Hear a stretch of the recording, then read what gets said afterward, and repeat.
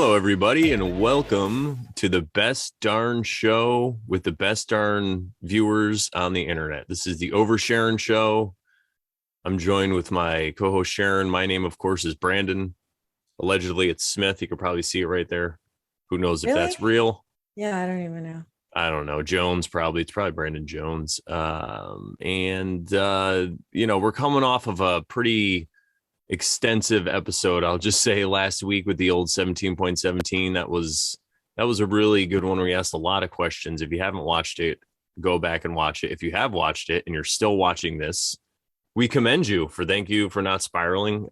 We get it. The subject could be very spiraling and it could be very offensive. So I get it. If we're still on YouTube, no, I'm just kidding. Stop it.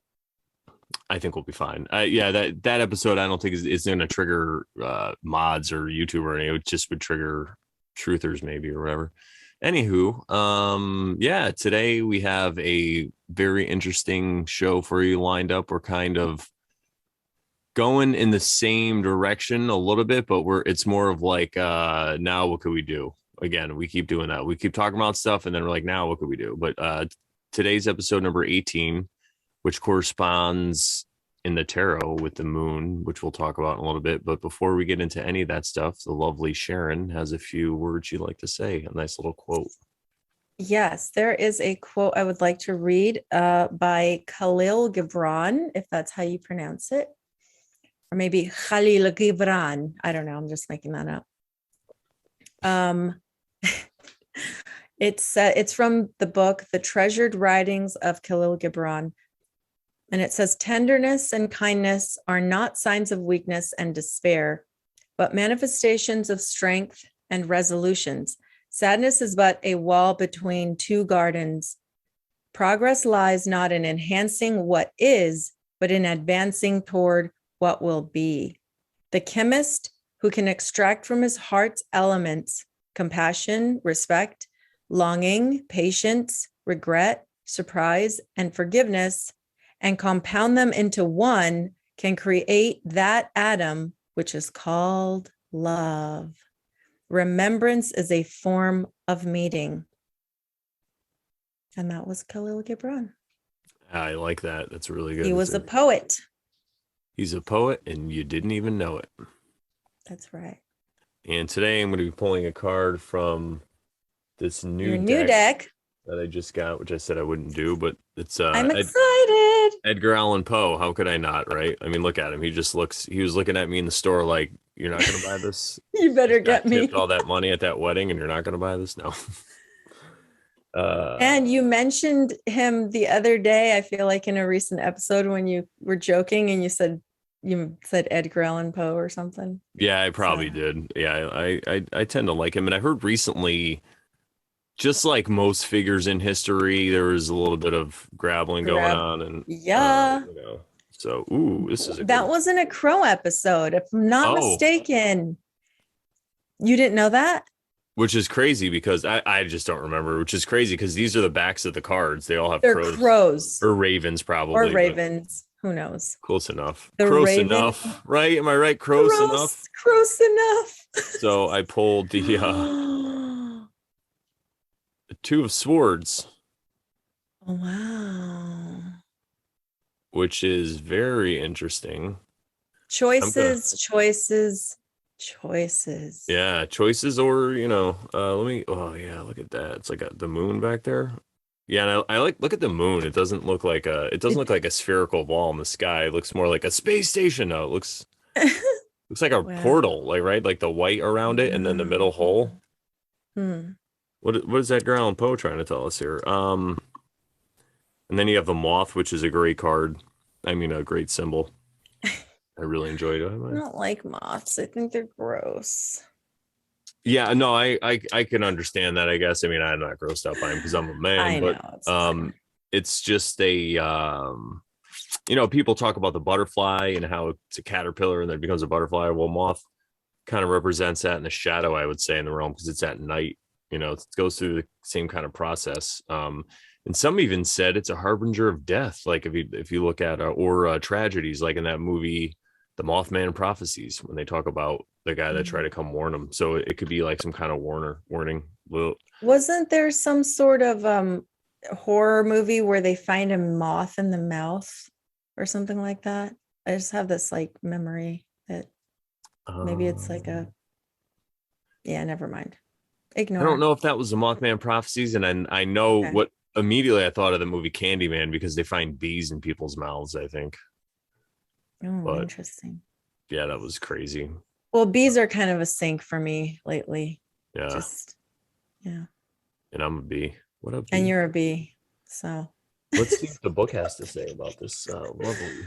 Don't be a bee. This book is that the book it came with it is kind of nice. The deck I thought might be a little bigger because sometimes they do that to you though. You know, you get a big box and then there's like this tiny deck in there. I'm like, now I know how women feel. But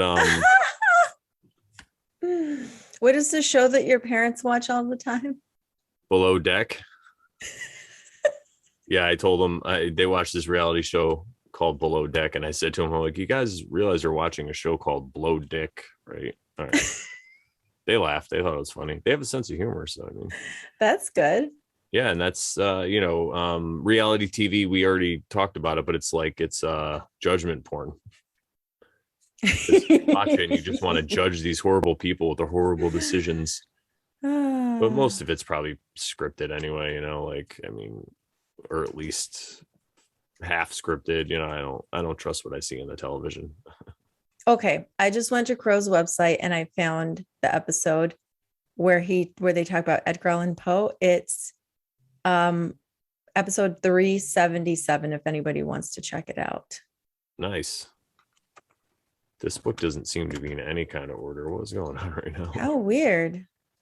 I mean, it's all right. Oh, I thought, never. I guess I was wrong. I thought they had the court cards separate. That's what it seemed like, but I guess they don't. Here we go. Knight of Swords. Oh, it must be backwards. I'm backwards. You're backwards. Here it is. Okay. 9, 8, 7, 6, 5, 4, 3, 2. Two of Swords. And the other cool thing about this book, it has a full picture of the card too. So if you're blind like me, it's a beautiful book. Yeah, it's really nice. I think they put all the money. I mean, it was only $30 for the deck, 32, which was the same on Amazon. That's why I chose to purchase it at the bookstore at Barnes and Noble. I don't really buy a lot there. You got an instant gratification that way. Yeah, and now we could use it on the show. Shipping. Yeah. Telltale Heart, Two of Swords. In the Sphinx, which must be the Edgar Allan Poe story they're talking about, a man flees a city to avoid a cholera outbreak. Ugh. However, once in the country, he can't seem to shake his paranoia. He worries and obsesses. His fears overcome him to the point that he believes he's seeing a gigantic moth climbing a hillside outside of his country home. This leads him to believe he's either insane or that the moth is a sign of his impending death. Ooh. He calls a relative over to view the creature, but the man doesn't see a thing. The relative pulls out a book on insects to help identify the creature. He demonstrates that the moth is not a monster and is no bigger than a dime. Perspective truly rules reality. We must have all the facts before arriving at any conclusion. In this image, the moon tells us that we need to trust our intuition in order to find the way out of a tough situation. Like a portal. The man is blindfolded, but he isn't powerless. Clarity and truth will be revealed if we reach up and remove our blindfolds. The two swords embedded in the moth's wings signify that we must combine the strengths of the heart and the mind in order to arrive at sound conclusions. And then it says, into the maelstrom. When facing tough decisions, it's easy to be inundated with details and get caught up in the potential ramifications of each choice until we're paralyzed. The essence of this card is in making hard choices. Now is the time to make a list of pros and cons, which is the intellectual aspect of your decision. You must also listen to your own gut, as the heart has the final say. You're blind to the truth. Yeah. So synced. Keep going. You're blind to the truth of your situation or blind to the choice that must be made. The longer you bury your head in the sand, the worse things will become. Take the bull by the horns and face what's in front of you. If you feel that you lack important information or that your heart fails to provide a clear answer, draw 2 more cards for clarification. What is this? Uno? Draw 4. Sorry. Make the best choice with what you have in front of you. Upright, it means weighing options, balance, difficult decisions, inaction, avoidance, obstacles, or a truce. Reversed, it could represent confusion, indecision, a stalemate, denial, anxiety, fear, or turmoil. There we go. Wow. Well, I thought that was quite interesting. It had a moon in there, and well, you wanted to talk about the moon card as well. Yeah, we could bring that up right now. So, following the theme of our show that we've been doing kind of recently, the moon card is a card that is number 18 in the major arcana. Here's a nice little shot of it right here. Oh, my little thing's covered. Let me see if I can move it. No, it's not gonna. I can see. We can see it. Yeah, I mean, it's just the controls. There we go. It was just in my view, so I couldn't see it correctly. Anyway, just a little behind the scenes. So there it is, number 18, which if you do the numerology, it's just number 9. So number 9 has a lot to do with the ego, stuff like that. So you keep that in mind. 18 is also 2 9s. And here we see the moon front and center, and it's depicting different stages of it, kind of with the face in there. And then you have the 2 towers, which we talked about a lot last week with the batteries, right? Polar opposites, positive, negative, stuff like that, energy going in between them. It also signifies the center path, because you see this path going from the water all the way up into the mountains.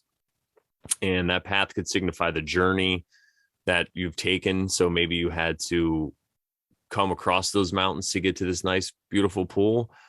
Or a lot of times I look at it as this is the beginning, and the journey into self-healing, into shadow work, stuff like that, is going to lead you along this path into those crazy mountains up there, and the moon's going to be your guide. So you kind of have to turn into the hermit. Go ahead. And I was going to say, those 2 towers, since they represent the polarity, as you were saying, they could represent this polarity.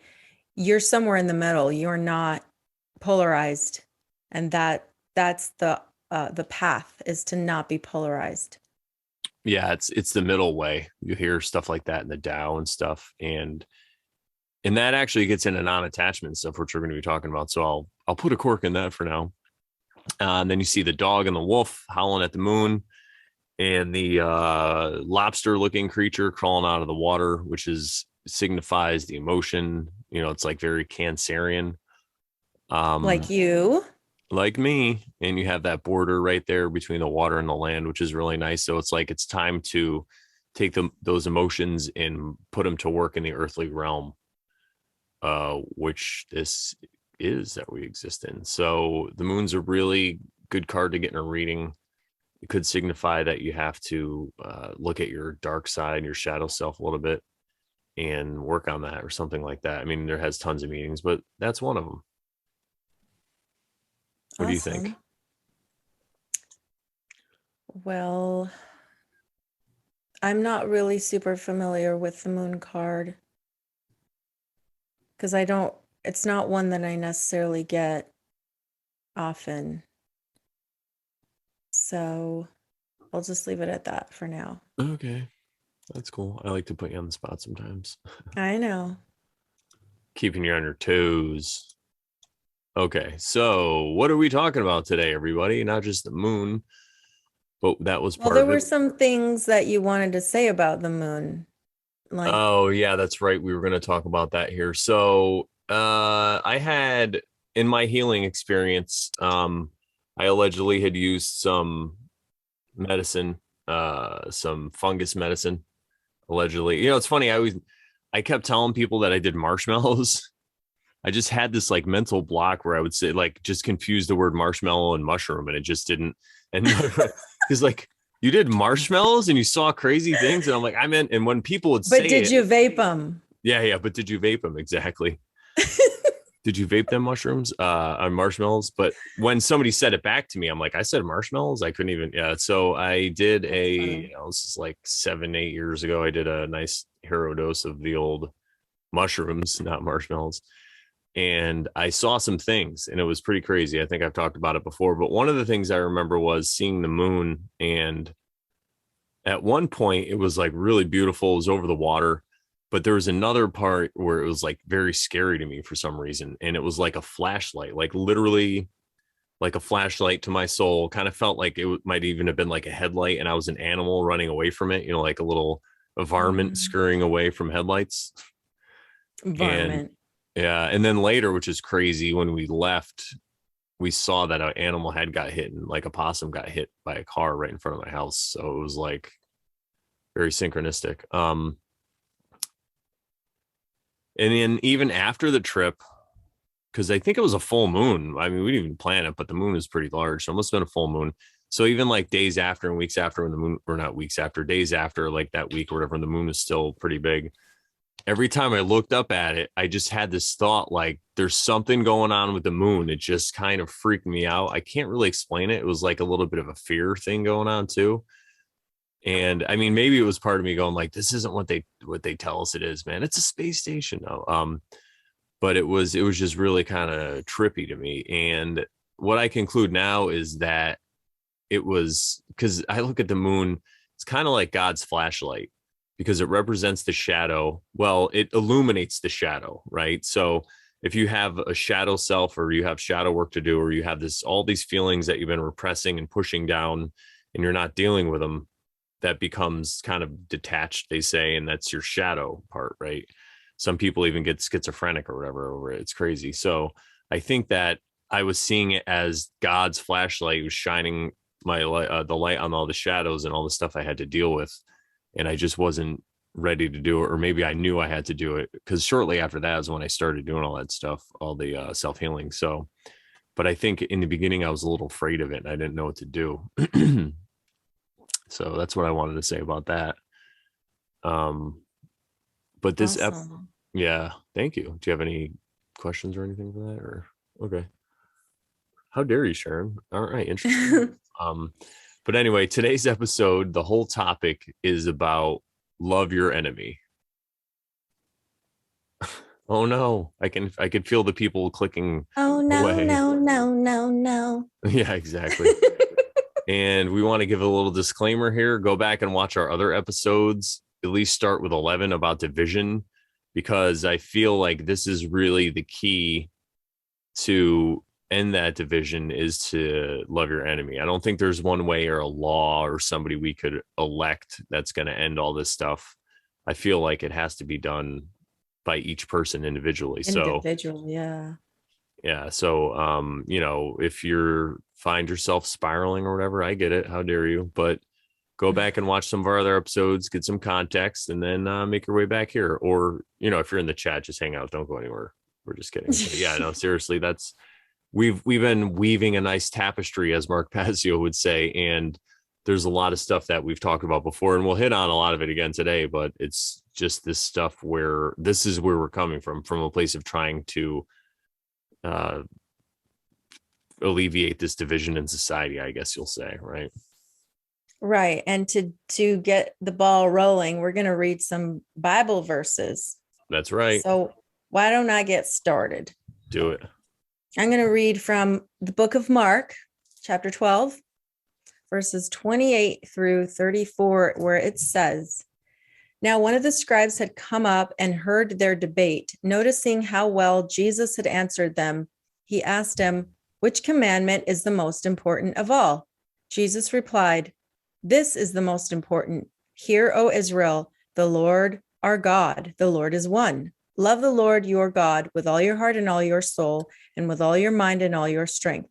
The second is this: love your neighbor as yourself. No other commandment is greater than these.' 'Right, teacher,' the scribe replied. 'You have stated correctly that God is one, and there is no other but him, and to love him with all your heart and all your understanding and all your strength, and to love your neighbor as yourself, which is more important than all the burnt offerings and sacrifices.' When Jesus saw that the man had answered wisely, he said, "You are not far from the kingdom of God." And no one dared to ask him any question further. You know, that reminds me a lot of the Bhagavad Gita, because there's parts of it where Krishna is explaining to Arjuna. Arjuna is the humble warrior and Krishna is the god. And he's telling him there's different ways that you could be on the path. You know, you could do sacrifice. And when they say sacrifice, they mean by doing acts for other people, acts of kindness, acts of charity and stuff, right? He said, but the number one way is to put your mind and your heart on me. Basically, I'm paraphrasing here. So it's just like, you know, did Jesus go read the Bhagavad Gita or what's going on? Like, or is this just a message that's universal, and all these avatars that we get that have walked the walk, that have been here, are, you know, get it, and they're just trying to tell one message for different ears and people to hear? Could it be? I don't know. I'm just a guy that looks like what they say Jesus looked like, but that's not really what he looked like, because it was some Spanish guy asking questions. That's all I am. Anyway, we have another Bible quote here. Would you like me to read this one, or do you want to read this? Yeah, sure. Go ahead. Okay. This is Luke 10, chapter 25 to 37. No, one day. Chapter 10, verse 25. Oh, yeah. Chapter 10, verse 25 through 37. I mean, I should know this. One day, an expert in the law stood up to test him. "Teacher," he asked, "what must I do to inherit eternal life?" "What is written in the law?" Jesus replied. "How do you read it?" He answered, "Love the Lord your God with all your heart and with all your soul and with all your strength and with all your mind, and love your neighbor as yourself." "You have answered correctly," Jesus said. "Do this and you will live." But wanting to justify himself, he asked Jesus, "And who is my neighbor?" Jesus took up this question and said, "A man was going down from Jerusalem to Jericho when he fell into the hands of robbers. They stripped him, beat him, and went away, leaving him half dead. Now by chance, a priest was going down the same road, but when he saw him, he passed by on the other side." Ugh. "So too, when a Levite came to that spot and saw him, he passed him on the other side. But when a Samaritan on a journey came upon him, he looked at him and had compassion. He went to him and he bandaged his wounds, pouring on oil and wine. And he put him on his own animal, brought him to an inn, and took care of him. The next day, he took out 2 denarii and gave them to the innkeeper. 'Take care of him,' he said, 'and on my return, I will repay you for any additional expense.' Which of these 3 do you think was a neighbor to the man who fell into the hands of the robbers?" "The one who showed him mercy," replied the expert in law. Then Jesus told him, "Go and do likewise." I love that. The great old Good Samaritan. Yeah, it's funny. I was born at a hospital called Good Samaritan. Oh, well, that's great, because you are a good Samaritan. You're a good Samaritan. A good Samaritan. Sharon Brandon. All right, we're done. Yeah, I always really appreciated the story when I was young, and when the first time I heard it, I was probably in Catholic school or whatever, and it just blew my mind. I'm like, wow, because they told us how the Samaritans were like the sworn enemy of the Israelites or whatever it was, the guy from Jerusalem, and like it was his enemy that actually had compassion and took care of him. And that was always really stuck with me. And any time I was in any kind of religious or Christian setting, they would always talk about the Good Samaritan.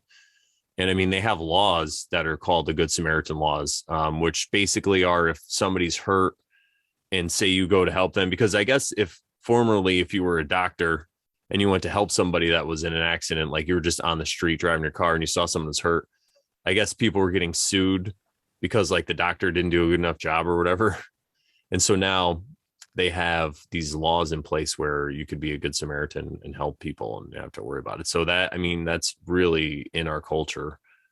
Dare I say, why do they have to put a law for something like that? How freaking stupid. But anyway.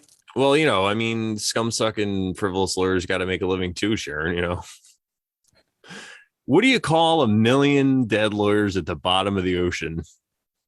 A good start. That's a joke. It's an old one of those old, yeah. Anyway, we're not advocating Yeah. violence, anyone. It's just a funny joke. I've heard lawyers Yeah. laugh at that because they get it. Yeah. But so if people don't know the story of the Good Samaritan, or if they don't really quite comprehend the Samaritan people were viewed by the others, I guess, Israelites, as kind of a scum. So they just were like, stay away from those people because they're dirty scum. And so if somebody were to go help them like this, it was like, what is that guy doing? Why is he meddling with that scum? Which they said to Jesus anyway. Jesus did that, and they would ask him why he was meddling with scum. You rebel scum. Sorry, I just Yeah. like to say that. So Yeah, that it would be like a Christian and a Muslim these days, right? You know, they this can't be friends. They're not this allowed. Christian warrior in Afghanistan gets blown off his tank, and then this Muslim terrorist type comes around, and then he picks him up and he Helps bathes him. him. Yeah, and this story is echoed in a lot of different movies. You know, I mean, it's just really ingrained in our culture, which is a good thing. That's why I'm happy that we exist where we do in the time that we do, because it really isn't as bad as people think. Unless you watch the TV, allegedly, then maybe you think it's the worst time ever. The Woist. The Woist. All right, we got one more Bible excerpt to go through. Go ahead, Sharon. I'll let you read this one. One more Bible verse, and it's not very long. It's from the book of First John, which I read back in 2017, late 2017. I read through it like the whole book. I read through it several times, like over 40 days. I read through that one book because in 40 nights. Sorry, I couldn't help myself. Yeah. So I really liked that. I heard it was a good book to read one of your first, if you're going to read the whole entire Bible, like pick that as your first book to read.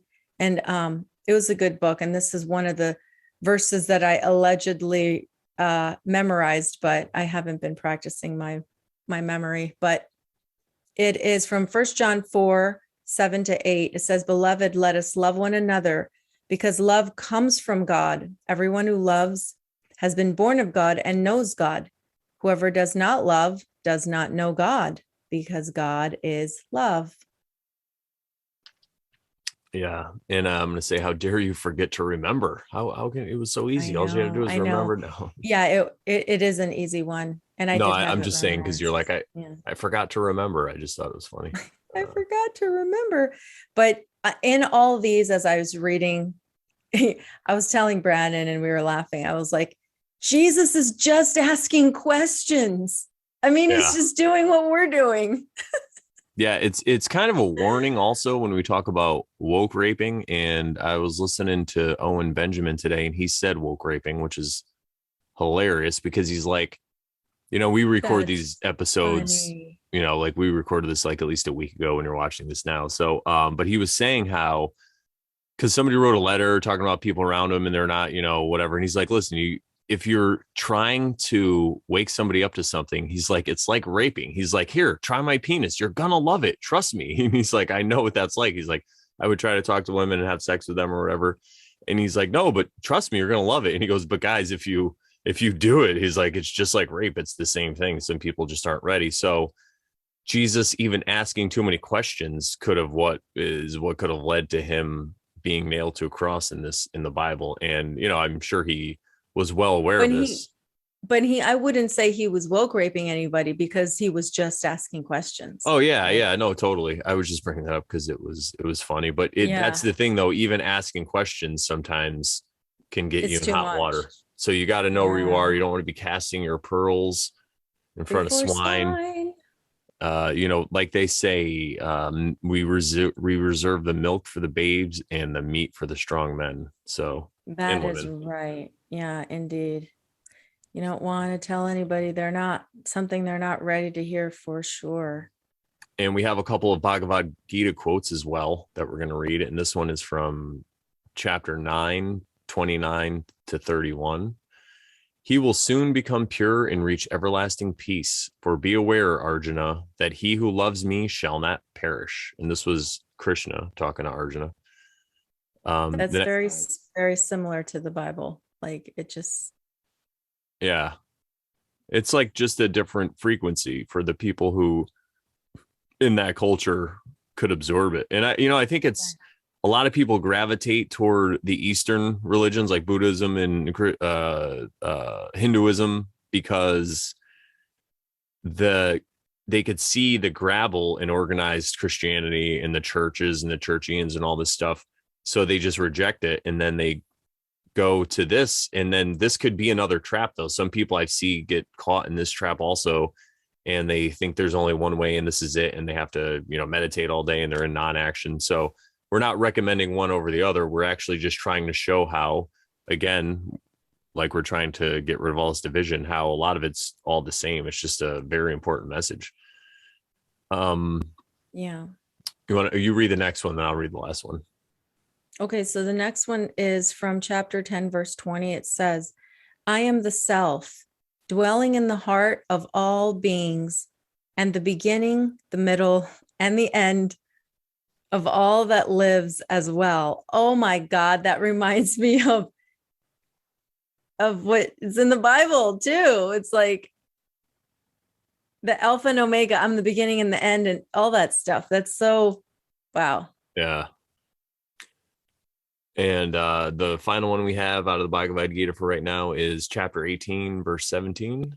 The person who is free from ego, who has attained purity of heart, though he slays these people, he does not slay and is not bound by his action. And this is Krishna again speaking to Arjuna, because Arjuna is facing this war where he has to go. We've talked about this in other episodes, but I'll catch you up to speed. He has to go against everyone he ever known because Arjuna's brother is the rightful king. Arjuna is the warrior and in this whole thing. So everyone's going to be fighting, but he's like the top dog, right? Arjuna is like the top warrior. And he chooses Krishna as his advisor instead of, and the other guy, the bad side or whatever, the bad guys in the story. They choose all of Krishna's armies, and Arjuna chooses Krishna himself just as an advisor. He can't take part in the war, Krishna. He just has to help him. And he falters before the battle because he sees everybody he's ever known on the other side. And he's just like, I can't kill these people. And then that's what Krishna says to him. The person who is free from ego has attained purity of heart. Though he slays these people, he does not slay and is not bound by his action. And we were talking about this before, but it's in other episodes, but it's about how you can theoretically kill somebody, but not take them out of your heart.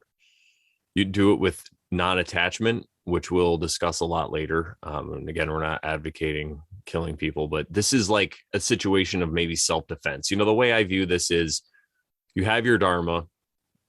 It's like your path, and we're going to define that later, but it's sort of like a path that you're on.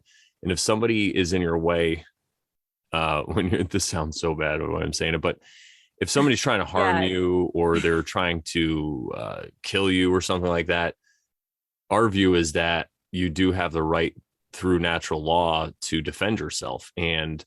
But it's really about just not rage squirting when you do it. You're not just getting in this bloodlust of it. You do it where you empathize with this person, even at the point of a sword. And you just say, oh, they're, maybe they're a drug addict, or maybe their mom used to beat them and they got, all these terrible things happen to them when they're little. And it's like, okay. And now you're like, all right. And you could still have pity for them and you could still do what needs to be done. So that's what we're talking about.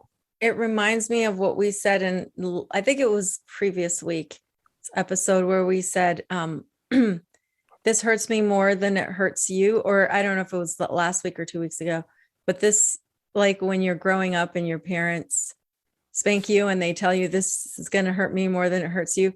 It's a empathy. Like they don't want to do it, but they know that it is going to benefit you, I guess. Yeah. And it's teaching you. And again, neither of us have children, so we're not going to get into that debate, but that idea behind that is you're correcting their behavior and you're putting them on the right path. You're spanking out the demons at a young age, right? I mean, yeah, that'd be weird if your dad spanked you when you're older. I mean, that'd be kind of it happens. I've heard. I know. All right, so let's define dharma for the good people. Dharma is living your path in accordance with God's law or natural law or the golden rule, walking your path. And it's also called the way or the Tao in the Tao. So if you ever heard of the Tao Te Ching, it just means the way. Yeah. And it really reminds me of the middle path stuff we were talking about in the beginning of the episode. So, yeah. Right. And then everyone has their own, right? Everyone's on their own, doing their own Dharma. And as long as they're aligned with natural law and the golden rule, they're on their Dharma. And if I'm going to just throw it out there that if they're not in accordance with the golden rule and Dharma, then it's karma. Because karma is more about you, like the whole, you get what, like you reap what you reap what you sow type of thing. Yeah, like cause and effect. And yeah, totally. It's like you're accruing a debt. That's just popped into my mind. And then the debt comes due with interest when you get karma. So that's how they explain it in the Bhagavad Gita. And other people have explained it this way, where if you're not on your Dharma, you're just out there creating karma for yourself. And yeah, so and it's not, I wrote an article about this at morelawsmoreproblems.com. You can go read it. I wrote this several years ago, and it was about karma and how people misunderstood it. And I said, it's kind of like if you throw a stone into a still pond, you're going to have some waves, and they might not always come back to affect you, but it's just going to reverberate throughout the realm, and it's going to only subside when the wave subsides. So it's going to take some time. So it's not like a judgment thing here. Sometimes you have to go back and accrue that karma to learn that lesson because you haven't properly learned it. And you still have that piece of you inside you that wants to do it. And then when you do that, you have two choices. You could push it down, or you could go out and learn your lessons, right? And express it. Yeah. And now we're going to overshare about some things that have happened in our lives and how we're working on them and how we use that to love your enemy. Recently, I guess I could say I was kind of fixed up with a woman. My friend was DJing another wedding, and he ran into this woman that I guess was aware of who I was, and she was asking about me. So he was like, talking whatever. And then she told him to tell me to hit her up. And so I did. And then we were talking, and we seemed to be getting along pretty well. And, I don't really, when I meet somebody that's, I could say in like in the normie realm, I don't always have a lot of high hopes for these things, because I realize how crazy I could sound to somebody who is more in a materialistic mode. Trust me, I get it. So we had plans to meet up on a Friday, and that was Wednesday. We had talked about this, and I had sent her a message. We were like texting back and forth, and then I sent her a message. I think it was Wednesday night, and she didn't respond. It was like something silly, whatever. So I was like, all right. And then I had gone hiking the next day, didn't hear anything. And then the next day I just sent her a message and sent her some pictures from hiking, and I didn't hear anything. And then I still haven't heard anything. So I basically got ghosted, as the kids say these days. And at first I was kind of upset about it. But again, like I said, I don't have high expectations. I did send her episodes of shows I've done. It's possible she didn't agree with my stance on a certain medical experiment serum that's going on, or who knows what it could be. I have a pretty crazy past. It's possible she knows somebody that I might have known before in the past, in the biblical sense, right? So I get it, but it's something that I had to, and I noticed at the time, like, this is something I could work with. I could use it to work with. And instead of getting upset about it or trying to say, how dare she, and all this stuff, I just use those things that I just said. I empathize with her, and I said, hey, somebody in this situation, she does have 2 daughters. So maybe somehow I was a threat to her in her mind or something like that. So I get it. Maybe it's because, like, again, with the experimental medical serum thing, maybe it was that, maybe it was something from the past. It was a bad experience. So she for whatever reason, chose it would be better to not talk to me. So I looked at it in that light, and that's kind of how I view it. And I just try to now, if I do think of her, I haven't seen her since then, because that'd be funny if we ended up working on the same wedding together. I was gonna say. Yeah. And so I feel like I just look at it from that point of view now, because in the past I would get mad about it, or I might get upset, or I might even go into pity, like, oh, why does this always happen to me? You know, I'm always going to be alone, which actually sounds not too bad, but um But so it sounds like what you were talking earlier about the karma and everything like that. It just sounds like, and you said sometimes you just have to do something. So it sounds like you just had to experience this again one more time, to maybe expose yourself to how do I like love my enemies, or how do I love someone who seems to be hating on me, you know? yeah. And it's my karma coming back. So I had to learn that lesson. And like Fortune Day Saint Germain has said on Crrow episodes, you can learn your lessons through suffering or through joy. So I chose joy. I just kind of was lighthearted about it, made some jokes. You know, it could have been a lot worse. We could have actually hung out in person, and I could have maybe started to really dig her, and then it could have happened later, or who knows, you know, a lot worse things have could have happened, you know.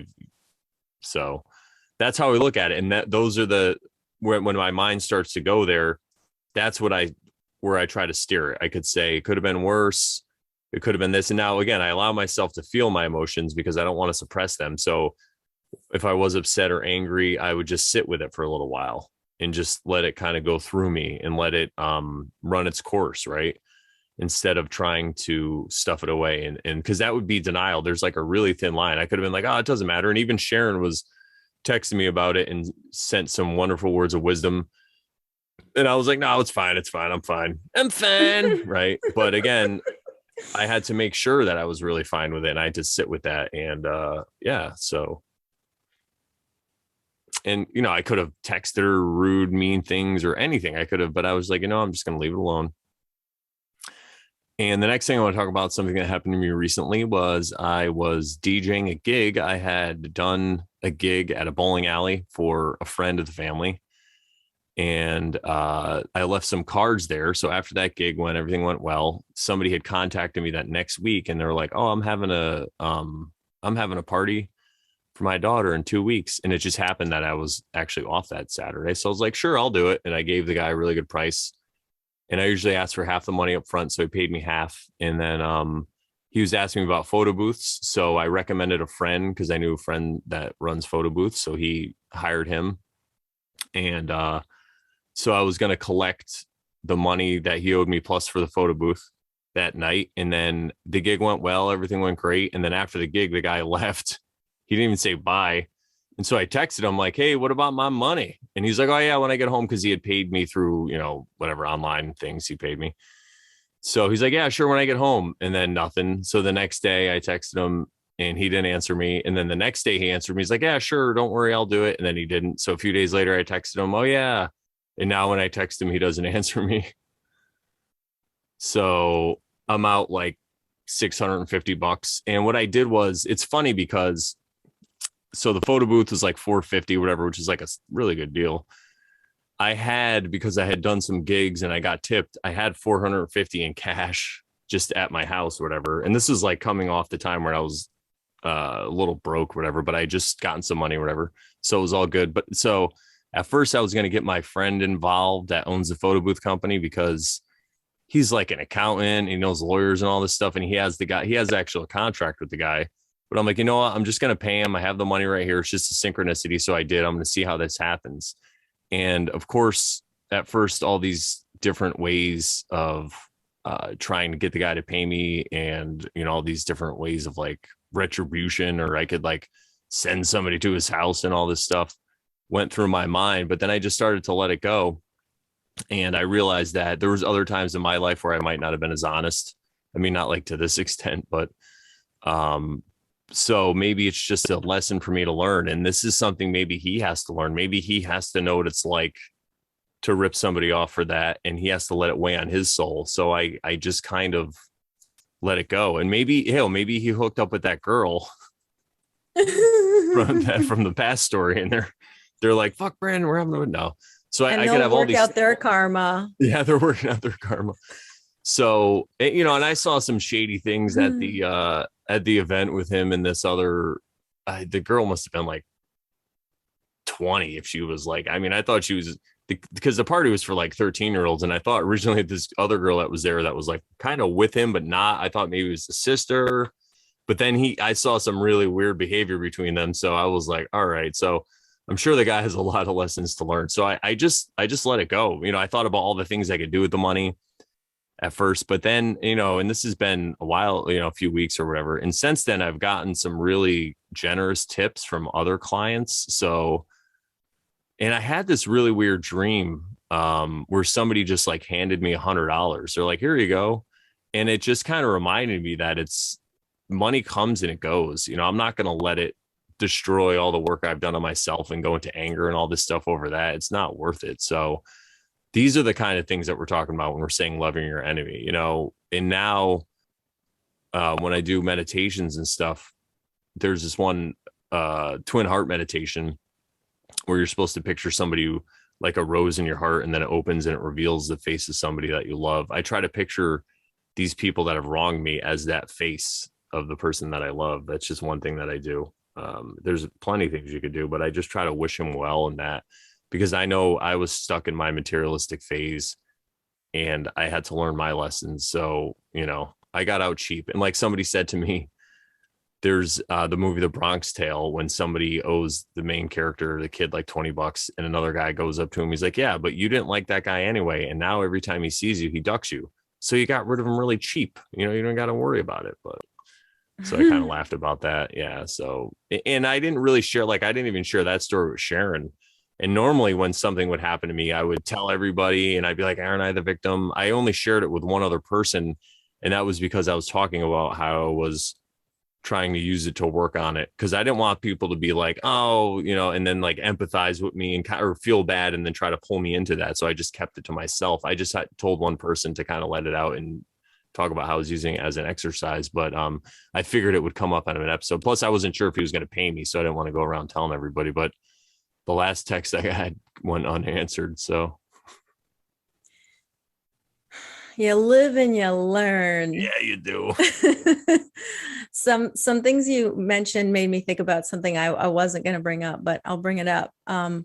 So back, it's going to be a couple of years actually coming up, the first week of June, that I was, well, we shall say I was let go for not hiding my smiling face.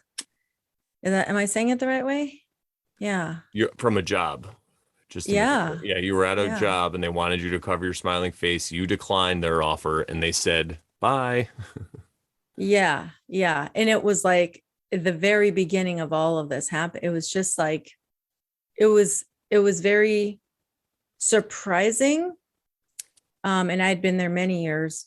I can't imagine any company, like how to find somebody with your skills and with everything that you'd bring to the table just to let you go like that. That is definitely their loss, obviously. But I mean, they got to be missing you. So, I mean, especially now, you can't get anybody that wants to work hard these days, Anyway. So we'll just say that I was let go, and I got a lot of questions from people who would ask me, well, what happened? What are you going to do? That's not fair. You should sue. You should do this. Are you going to do this? Or are you going to do that? And at the time I was like, I'm just waiting for a moment for something in me to like drive me to do that, because I don't have a desire to sue anybody. I don't have a desire for, like, what is it? Like retribution?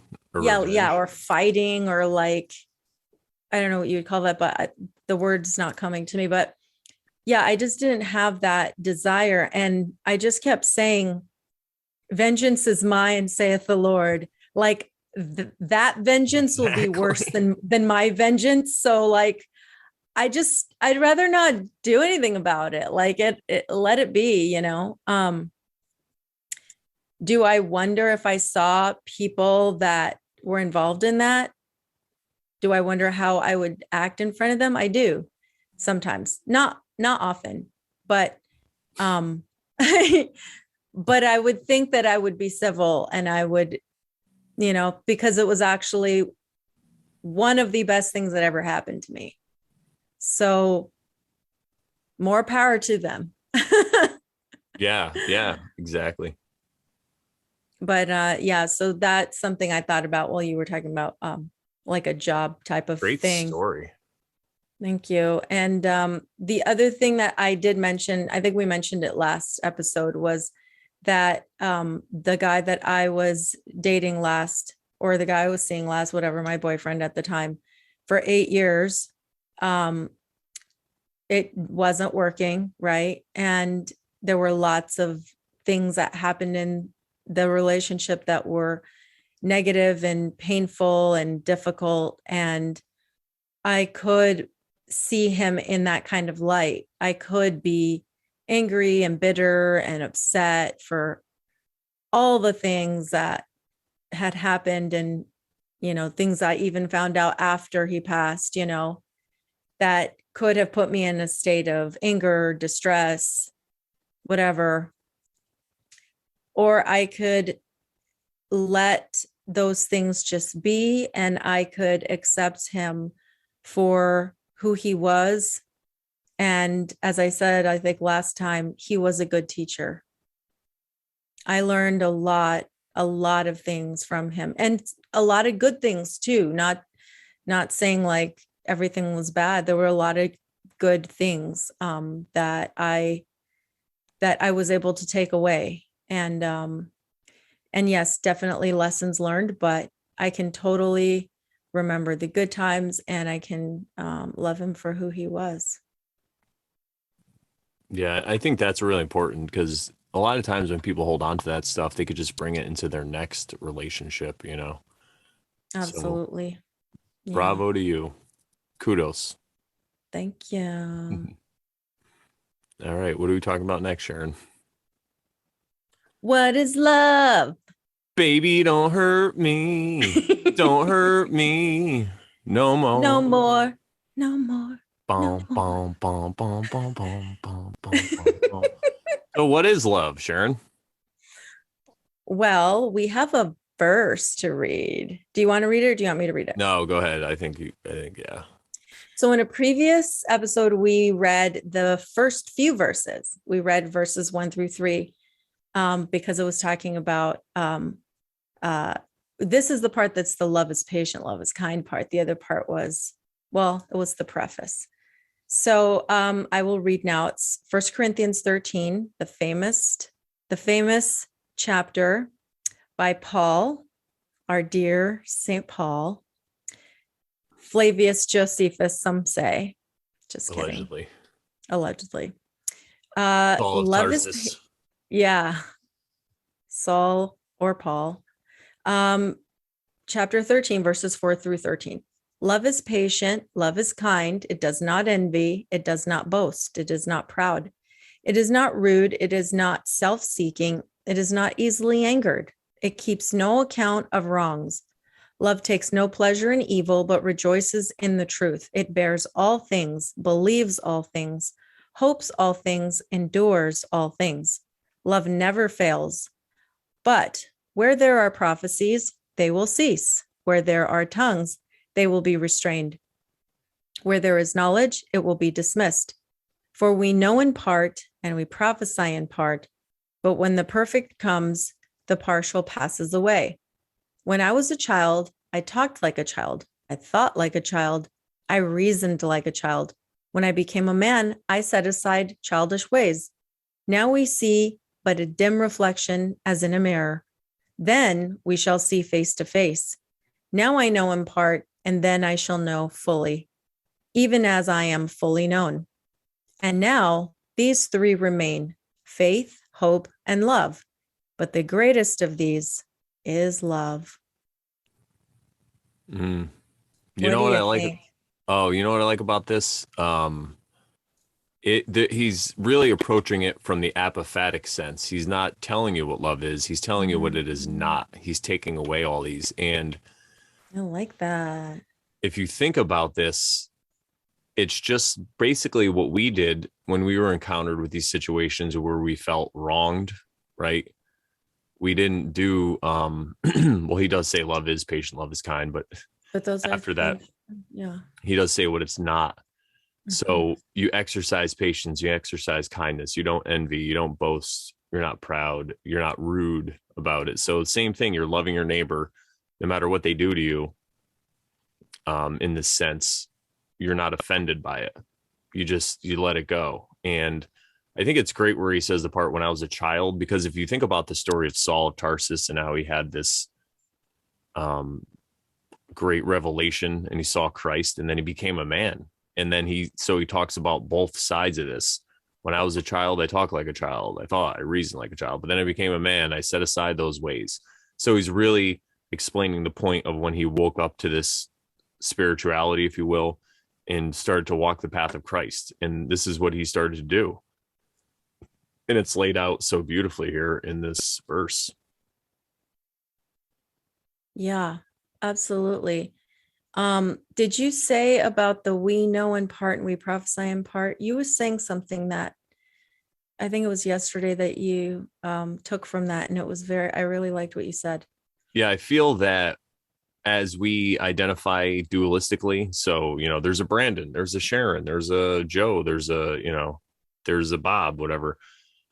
But at some point, again, we talked about apertures before, and you adjust your aperture, you can adjust it to a point where we are all one. Like we're all one consciousness. We are all one entity at some level. And when you look at that, then you let go of the partial, it passes away and you see the oneness of it all. And we talked about this in the last episode when we were asking all those crazy questions about the people who could be controlling this realm. And I said that, maybe they're the last to, like when it says the first will be last and the last will be first, they're going to be the last to get it, to move up. But we all have to move up to elevate our consciousness as a, dare I say, species or whatever, as a unit of men and women. If we want to get to the next level, then we all have to do this. So if that's the case, then people like us that are close to this, we should just put our big boy pants and big girl pants on and just do it. So that's kind of what it really reminded me of. So it's not about pointing out what other people are doing wrong. We're going to get into that too, but it's about, As you go ahead. I was going to say, it's just about adjusting your own aperture and your own behavior and being an example for those people. Well, as you were saying that we're all we're in consciousness, it reminded me of the scripture.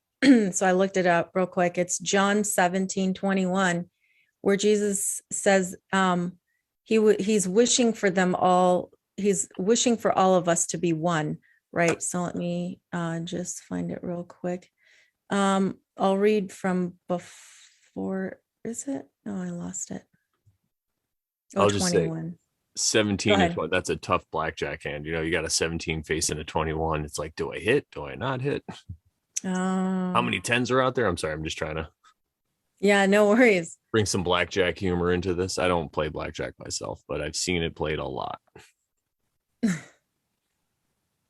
So, John 17, I'll start at verse 20. It says, I am not asking on behalf of them alone. This is Jesus praying or speaking. Yeah, he's praying, but also on behalf of those who will believe in me through their message, that all of them may be one, as you, Father, are in me and I am in you. May they also be in us, so that the world may believe that you sent me. So he's talking about us all being one, like one consciousness. That just makes sense to me. At a certain level, I mean, then Yeah. again, you could adjust to this. And I don't think I mean, maybe it's something you can attain to and you're always like, oh, we are all one and you're like a perfect saint. But I think at the level that I'm at anyway, I just go through different, I'm working with it. So sometimes it shifts on, sometimes it shifts off. So this is just, we're just trying to live our lives just like Jesus did, basically. And these are the pitfalls and the different things that we have to go through. And the whole thing when we're talking about loving your enemy, this is, again, it's like a practice. It's like a lifelong practice. Could it be that that's the reason that we're in this realm, to learn to love our enemies? That's part of it. I've heard that said before, and I really like that, because if you have that as your goal, you can never really go wrong. You could maybe not do it all the time. You could forget, like you said, I forgot to remember to do it. And go ahead. Could it be that we're all here to learn to love our enemies and everything else is escapism? Yeah, it could be. Definitely. We have to learn our lessons, and, we have to get cats, and we're just joking. We're hinting about a future episode, everybody. Don't worry. We'll cover that. And another thing that we like to get clear here is compassion is not consent. So just because you have compassion for somebody, it doesn't mean that you consent to what they're doing. You just have empathy, which means you understand why they're doing those actions. You could, like I said before, with the woman I was talking about, maybe she got wind about my past. Maybe somebody close to her was somebody who I had known in the past, and that was just my karma catching up to me. And me telling myself that and going through that just allows me to let it go, really. But again, maybe I don't she doesn't consent like to cats. Maybe she doesn't like She knows cats. you have cats. Yeah, that could be it. She's like, Just how kidding. dare you? Those things are evil. Don't you know about toxoplasmosis or whatever? Yeah. You have black cats. Are you a witch? Maybe. No, you're a warlock. Could be. Or a wizard. Or Brandolph the Grey. Brandolph the Grey. And my two little Frodo, or my two little Hobbit kitties.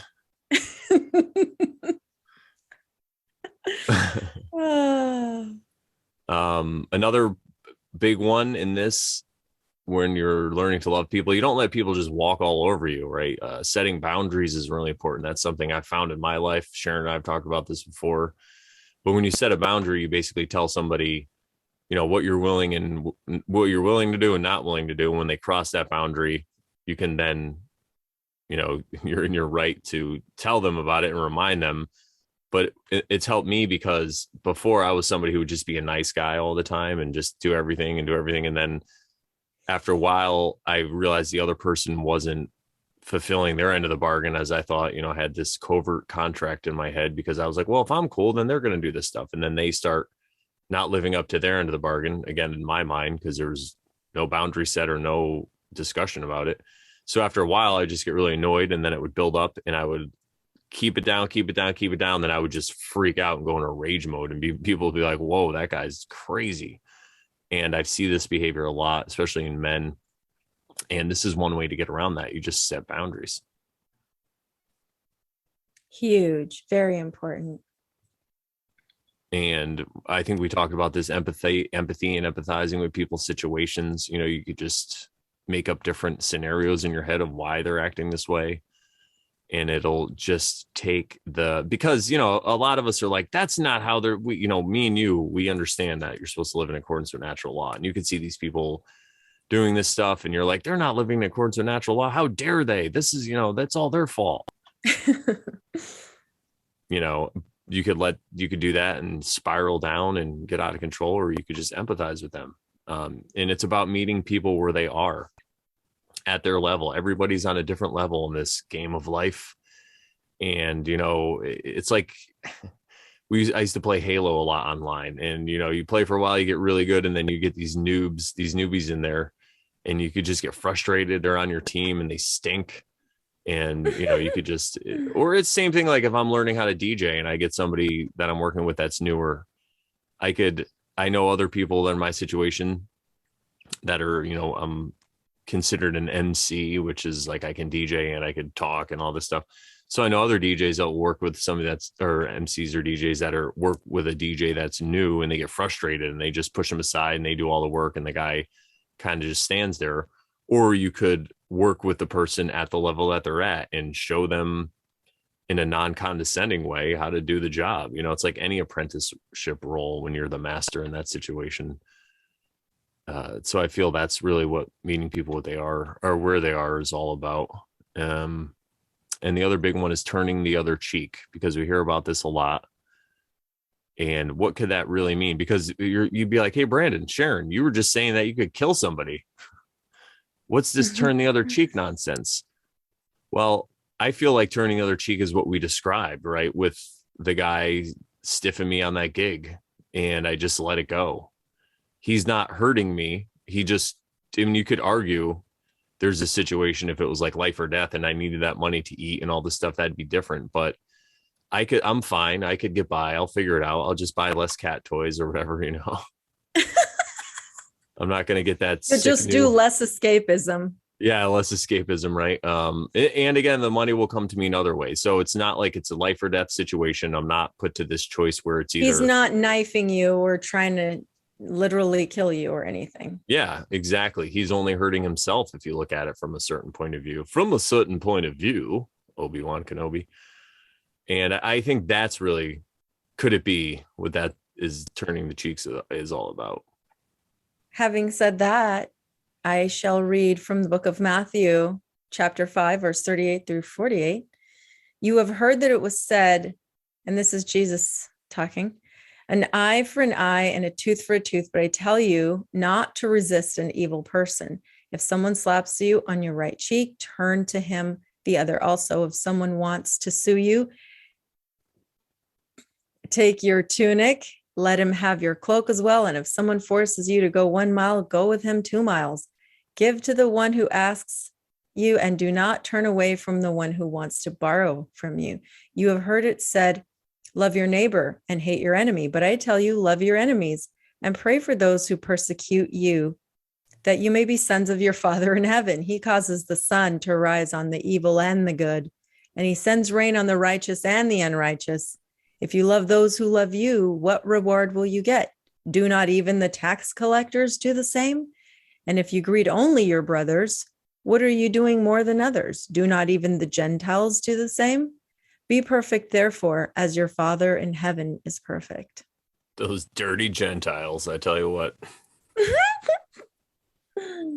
Yeah, and this basically just highlights way better, because it was the words of Christ, what I could say. But yeah, it's all in there, you know? Yeah, could it be? Yeah, but this takes us to the discussion, unless you wanted to say something. No, I was going to say, what's next? Yeah, we're going to talk about judgment. We started to talk about it a little bit, and was it the last episode? Yeah, I believe it was the last one. And but we thought we should go further, just talk a little bit more about it. So yeah, I think judgment's a huge one. One thing I heard in a book by Don Miguel Ruiz, right? Did I say that right? Ruiz. Don Miguel Ruiz. It's called The Fifth Agreement. Really good book. I highly recommend it. Checking it out. I listened to the audio version, which was spectacular. He talked about. I feel like I read that book like when I was maybe in high school or college or something. But yeah. Anyway, go ahead. No, yeah, it's a lot of good stuff in that book. He talks about so one of the agreements is to never take anything personally. And he tells a story or a little bit of a proverb or whatever it is. I guess it's an analogy. There we go. That's the right word. He uses this analogy and he says, just imagine everybody that's living their life. They're sitting in a movie theater watching the screen. And the screen is their life that's going on. So they have all these characters. They have their mother, their father, their brothers, sisters, whatever, friends. And every character, they have ideas of who they are, who they think they are, what kind of person they are. They assign all these different aspects to this character, but they don't know the true person. So he was saying, if you're just a character in this person's movie, they don't know the real you. So when they're talking to you, they're kind of just talking to themselves. They're having a conversation with themselves in front of you with the aspect of who they think you are. So that right there just tells you that you shouldn't take it personally because they don't know the true you.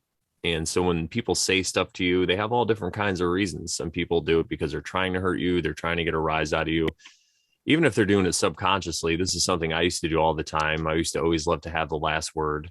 And because I'm so quick witted and so intelligent, I would really rip to the bone. Like I could, that's why I tell people, like, when we start playing around and making fun of each other and people start getting a little cutting deep, I'm like, are you sure you want to go here? Because I'll say something to you and you'll remember that shit for the rest of your life. And you'll say something to me and I'll just be like, I'll forget about it the next day. I won't even mean to. I'll just be like, I'm on to the next thing. Like, and that's not like an ego thing. It's just how my brain works. I just forget things a lot. So anyway, but yeah, they don't know the true you. And it's like a mirror, really.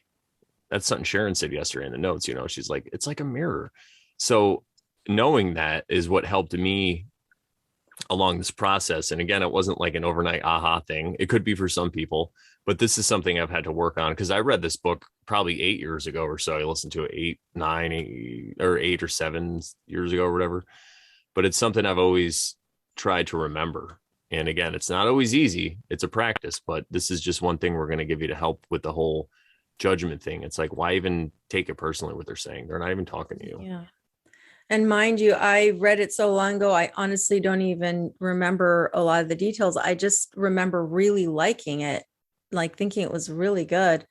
And when I was thinking about the mirror thing, I just thought about, you know, how when they talk about like narcissists will mirror you, or they'll mirror themselves basically onto you. And so basically they're just unhappy with themselves.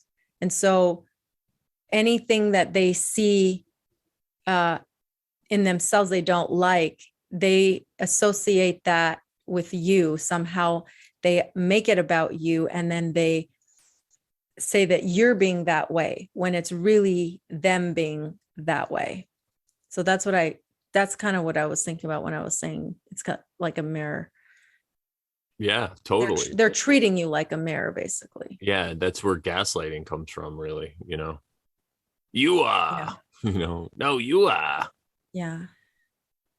And then we also want to talk about judgment versus discernment, because we were kind of talking about this last week. And Joel, you want to overshare here a little bit, or do you want me to?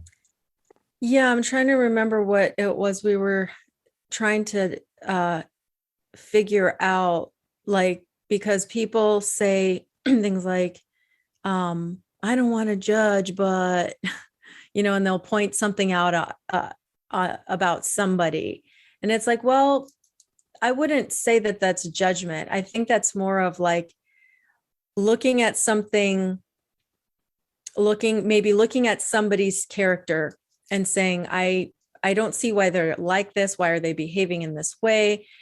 I feel like they should, you know, be aware of these things. And why aren't they doing this? And you're just exercising a little bit of maybe discernment, but also maybe, I don't know, like you're processing in your mind these things, right? So judgment's not the best word. Now, if you're going, that guy's going to go to hell because he doesn't figure this shit out, then, okay, yeah, that's casting judgment upon someone, I think, is when you start, you know, saying things like that about them. So I don't know. What do you think? I think that, let's see, I think discernment is more about, so you see the actions of others and you realize they're wrong. And instead of pointing a finger at them and pointing it out and like gossiping and talking and all this stuff, I mean, you could still talk with people about it, obviously, but instead of doing that, you see their behavior and then you fix your own behavior. You just like use like a mirror, like you said, but in a positive way. And you say, well, how can I not do what this person's doing? Because if what they're doing is bothering me, then there's a reason for it bothering me. Exactly. and it could be something inside. And it's sometimes obviously you have to bring up behavior to people, and it's good to talk about things because you don't want people to hurt themselves. But there becomes this line, and some people just don't want to hear it. And then once you realize that, then you could back off from that. But yeah, I think that's really what discernment is more about. It's about, and also when you're discerning, you can also choose if you want this person in your life or not. You know, you could see their Exactly. behaviors, and you could say, you know, I don't think this is a good person for me to be around that much. And in that way, you're not really judging them. It's more of a discernment thing. So I think Absolutely. yeah. That's a very key point. And that's kind of, I think that's where I was trying to get at, but I couldn't Yeah. muster up the words. Yeah, I know. I felt that. So you're knocking on that door. You're like, I'm getting there. I'm just trying. I am trying to just do this. And I think judgment is the thing that I work on now a lot. It's tough because I'm so good at judging people. I'm just like, I just think I'm perfect and I'm so smart. And I think what happens is a lot of people, especially watch the show, who are into these ideas. We've been right about a lot of things our whole life, and we've always been told we were wrong. And it led me to think at first that I was maybe the stupid one. But then when I Like realized that, gaslighting. oh, no, yeah. And then I realized, oh no, it's not. But then there's another trap you could fall in where you're like, Your ego. your ego gets you and you're holier than thou and you're the spiritual master The now. spiritual ego. Yeah. And you got it all figured out and you know what's best. And Splat. yeah. Yeah. Go back 2 episodes. Go back to the meme. Yeah. To that meme. Exactly. So that stuff starts to happen and you get stuck in this judgment because you've done all this work and you've overcome these obstacles, and you could see these people and they're stuck and they're just in these cycles, and you're like, oh, what an idiot, you know? And I think instead of having that point of view, the next stage, and again, there's nothing wrong with that. You have to go through that to get to the next stage. And the next stage is to work on that judgment. And what I found, which is another thing I believe that Fortune Day Saint Germain on the Crrow episode, he was on plenty of them, but one of the things he said was that it's impossible for your mind, or it's impossible for you to not judge. We are judging creatures. So you're going to judge. So just work with the judgment. And that really reminded me of a lot of how people misinterpret what meditation is. A lot of people will think that meditation is that you just stop your thoughts automatically.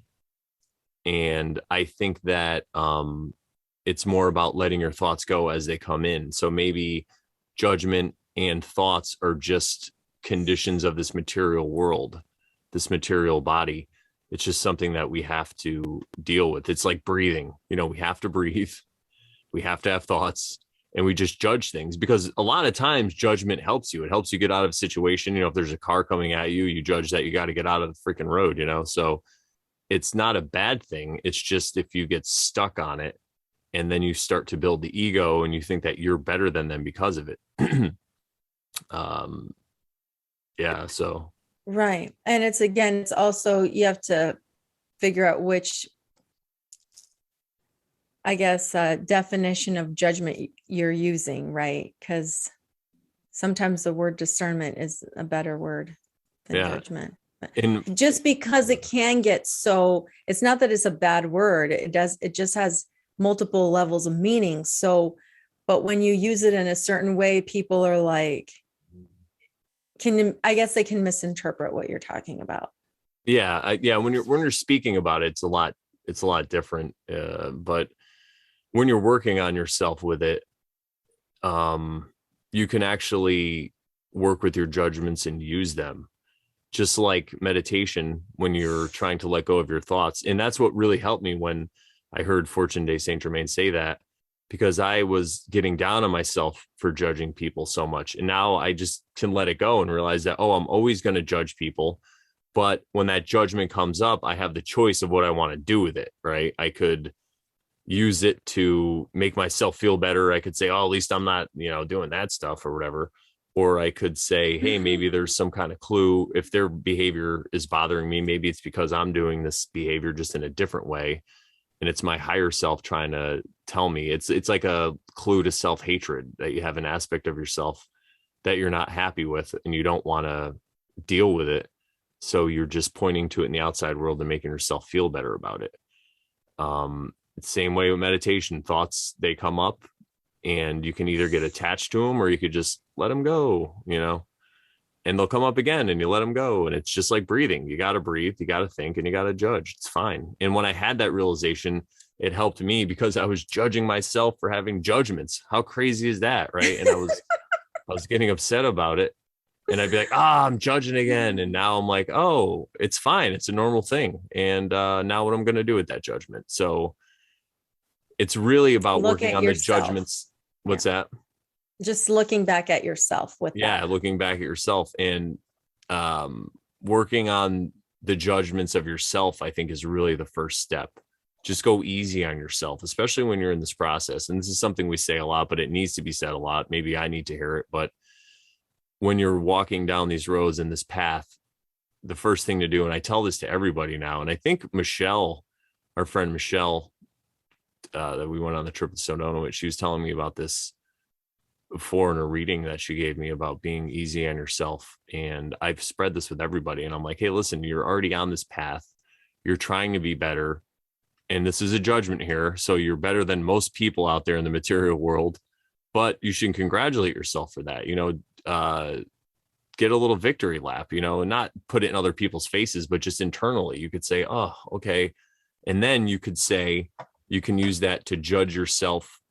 You can use that to compare yourself, to yourself yesterday, instead of comparing yourself to other people right now. Exactly. It's better to do it that way. You compare yourself to the person you were yesterday. And am I better than I was yesterday and last week and 10 years ago? Me? Yeah, I think so. So kudos to me, and you get a little bit of joy out of it. And then as you do that, the judgments of yourself just kind of start to fall away. And you could see that it's just another trap to get stuck in.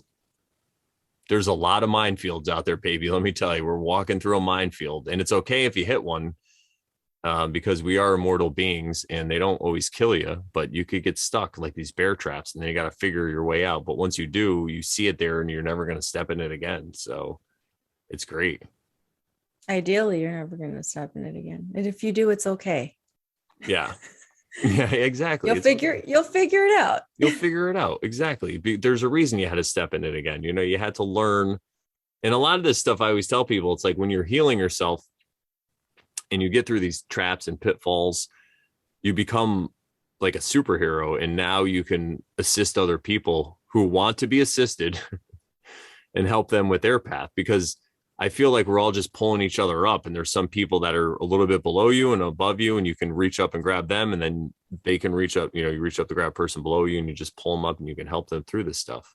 And I've done this a lot in readings that I've had for people, even recently. And I've said this stuff to them. It's like, yo, dude, you're doing great. You're your worst critic. Like, when people want to tell me stuff, something they think is bad, I'm like, dude, that's way better than what I saw when I was walking down the street, what other people are doing. So you're doing fine. I don't know why you're getting so down on yourself. No one's perfect. Maybe one day we will be perfect. Maybe that's what we're striving toward, this perfection. But until we get there, perfect as your Father in heaven is perfect. Yeah. I just read that. Yeah. And in a way it is perfect because it's a process, right? If you took a step back and looked at humanity and however many thousands or millions of years we've existed, who knows how long this has been going on, right? Then you could see from that angle it's perfect. But you live 60, 80, 120 years or whatever it is, it's hard to get that perspective. But right. I think as we say, everything is perfect. Yeah, everything is perfect. Exactly. And I think Brandon wants to talk about the golden rule. Yeah, I do. The first thing I want to say is, how can we follow the golden rule? How can you love your neighbor as yourself if you don't love your own self? Just Good like I said. Question. So if you don't love yourself, if you're not patient and kind and you envy and all these things about your own self, how can you ever expect to love your neighbor? And all the things that I just said were examples of ways to get to love yourself, being easy on yourself, being kind, letting yourself make mistakes, realizing that mistakes are just lessons, and it could cycle around and around and keep smacking you in the face. But one day you're going to figure it out. You step out of that trap, and now give yourself a little bit of kudos for that, or a little bit of congratulations. Look, I made it. I'm somebody. Look at me, right? And I think that's one way you can do it. There's a bunch of different ways to do self-love. Looking at when you're doing shadow work and stuff like that. Anytime, a great example of shadow work is when you're judging someone else, like we just said, in the outside world, and then you, instead of sitting with that, you say to yourself, why am I judging that person? What is it about me? And then you go back and you undo that knot or whatever it is. And then you give yourself a little bit of congratulations for it. And it's just a form of self-love. Taking time for yourself to do different things is a good form of self-love. Taking time to do things that you enjoy instead of just working all the time. There's a bunch of different ways, but as you work out this stuff and you learn to love yourself, I feel, in my opinion, that's the best way to actually love other people. Yeah. So, you wanted to mention the apophatic way of the golden rule. And I believe you get that from Mark Passio, right? Or I've heard Mark Passio talk about. Opened me up to this idea, which is the negation of things. So you say what they're not, just like in that Bible verse we were talking about. Love is not this, love is not that. So looking at the golden rule, when everybody knows love your neighbor as yourself, if you look at it in the apophatic way, you just say, do not do unto others which you do not want done to yourself. And it makes it a little even clearer. More potent, I think. Yeah, right? That too. Yeah, exactly. And another good thing to do is ask yourself, when you're trying to live in accordance with the golden rule, like, what would Jesus do? It's a good one for Christians too, because especially people who read the Bible, you think to yourself, in this situation right now, you take it case by case, what would Jesus do here? And then try to align your behavior as much as you can. And again, Jesus, he flipped the tables in the temple. He let people know what was up. But sometimes he didn't hurt anybody. He just flipped tables. Yeah, he just flipped tables. But sometimes you have to employ that had money on it. It had coins and stuff on it. Yeah. Mammon. Oh, yeah. Mammon.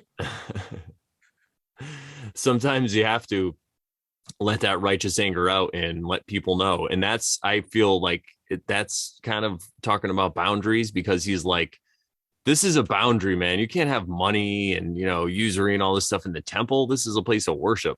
So he just let him have it. And he was right to do so. So I feel like sometimes you have to employ that, right? But a lot of times, most times you talk about compassion and loving your enemy and stuff like that. So when you're in this situation, you say to yourself, and another thing that I liked, going back to that, one of the verses we read when Jesus was like, if somebody wants you to run 1 mile, you run 2 miles.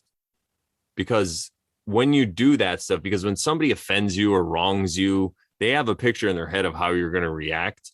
And if you react counterintuitively to that and you don't do what they think you're going to do, that's really going to weigh on them. It's going to blow their mind. They're not going to understand it. They're going to want even more to I want that reaction, because misery loves company. And at the end of the day, like you said, the narcissists still gaslight, and they assign all these behaviors to you with that they're really responsible for. Mm-hmm. If you don't give them that satisfaction, I think that's really how you're sticking it to them in the cosmic sense. You're not giving them the satisfaction. You didn't give your job the satisfaction of, why did you fire me and all this stuff. You're just like, nope. Same thing with me, with that guy with the money. I didn't freak out and hit him up, and maybe he gets pleasure out of that. I don't know, but he didn't get it from me. Maybe that's the only way he could reach ejaculation, is to piss people off and get their misery. I don't know, but it's like, Rage I didn't squirt. Yeah, exactly. He's like, yeah, now they see that my life stinks, so their life stinks. Well, guess what? My life's great. Sorry, buddy. Yeah. And I think that's the ultimate way to stick it to somebody. It really is. You just let them wallow in their own. Yeah.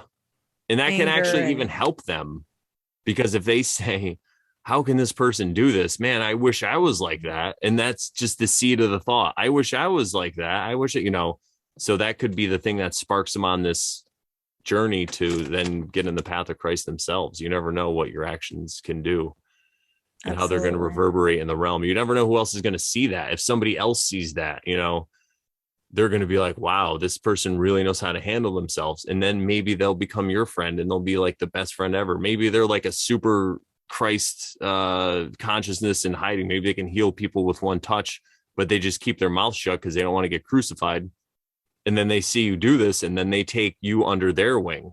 Maybe it's an angel that sees it and helps you. We don't know. I think when we do this stuff, we're calling into being higher forces, higher powers, and we're aligning our behavior with them. And then they start to notice us. And then they're like, all right, we're going to help this dude out. So, I mean, maybe not, who knows, but I'm just asking questions, but I feel that's what I feel. Yeah. And the next thing we're going to talk about, really, it's like, what would Jesus do? It's why having a model for your behavior is important. Somebody like Jesus or the Buddha or Krishna or any of these figures, different saints and stuff like that. I think it's good because we have so much evidence in written text of the way you should live and the way it should be, that if you embody this person, this is like the true meaning of guru. That word gets thrown out a lot, and I think guru is something, it could be an external person, or it could be something inside, or it could be a historical figure, somebody who you align your behavior to how they lived. And then you have this model now. So it's you're not just reaching around in the dark, right? You're not just trying things. You already know there's a script. What would Jesus do? What did Buddha say? What did Krishna? All these people. You have this whole model now, and it's like an instruction manual, really, at the end of the day. Well, did we read something about take up your cross and follow me? That's Right? for like next week's episode or 2 weeks. Oh, oops. Yeah. That's a good Yeah. one though, because Jesus did say, take up your cross and follow me. And if you think of your Follow cross, me. Yeah. yeah, if you think of your cross as the burdens that you have to go through or the lessons you have to learn, it's like a call to action. He's like, look, I did it. I got nailed to a freaking cross, and I got stuck in the side with a spear. If I could do that, you could do it too. Let's do it, man. I am Spartacus, I am Spartacus, like everybody doing it and getting on a thing. And I think the more people that do this, eventually it becomes the cool thing to do. Or maybe not, maybe this realm just stays the way it is because people have to migrate through it. But if we take the view that everybody has to elevate to this consciousness, after a certain time, there will be a flip where more people do it and it will be the cool thing to do. And once that happens, it's just going to catch like wildfire. And we're going to be the early adopters. Think about it that way. You're an early adopter to this way of living like Christ, right? That reminds me of the 100th monkey. Yeah. And if we can all like those of us who are raising our consciousness, raising our awareness, if we can all like start affecting other people around us and they start raising their awareness, we'll get to the point of the 100th monkey and it will just have to happen, right? Yeah. I'm just thinking out loud. I mean, could it be? I don't know. Maybe it would happen that way. And that's why maybe we would be the ones to help raise the vibration, help raise the awareness and get people to wake up.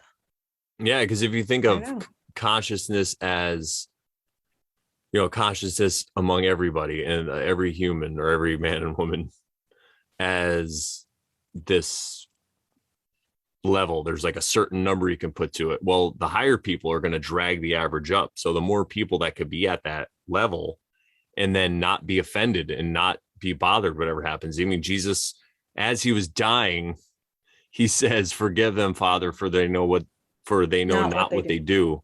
Like, what more of a badass thing could you say as you die, right? Yeah. And think about the people that were there that heard him say that. Like, how did that weigh on their mind, especially the people that were actually crucifying him? They were like, geez, like, I thought this guy was going to be mad when I ripped him off for $650. Like, but he's out there doing cartwheels. Ugh. Like, again, you're really going to stick it to him. So that's how you can look at it. Like, spiritually, you're just sticking it to him. You're like, nope, not today. What this also reminds me of is, I believe Owen on one of his Telegram channels, somebody posted a video that's on YouTube. I don't think I sent it to you, but it's a video about synchronization, which makes me think of synchronicity. And maybe that's why he posted it, but it was very, very interesting. I didn't finish watching it, but it talked about how metronomes synchronize to themselves. Like if they're like on the same plate or whatever, so they're sharing vibration. So like, well, one of them, let's say two of them are in sync. Even if all three of them are out of sync, they'll all find their way to get synced. And then they're all synced, right? It's crazy, crazy stuff.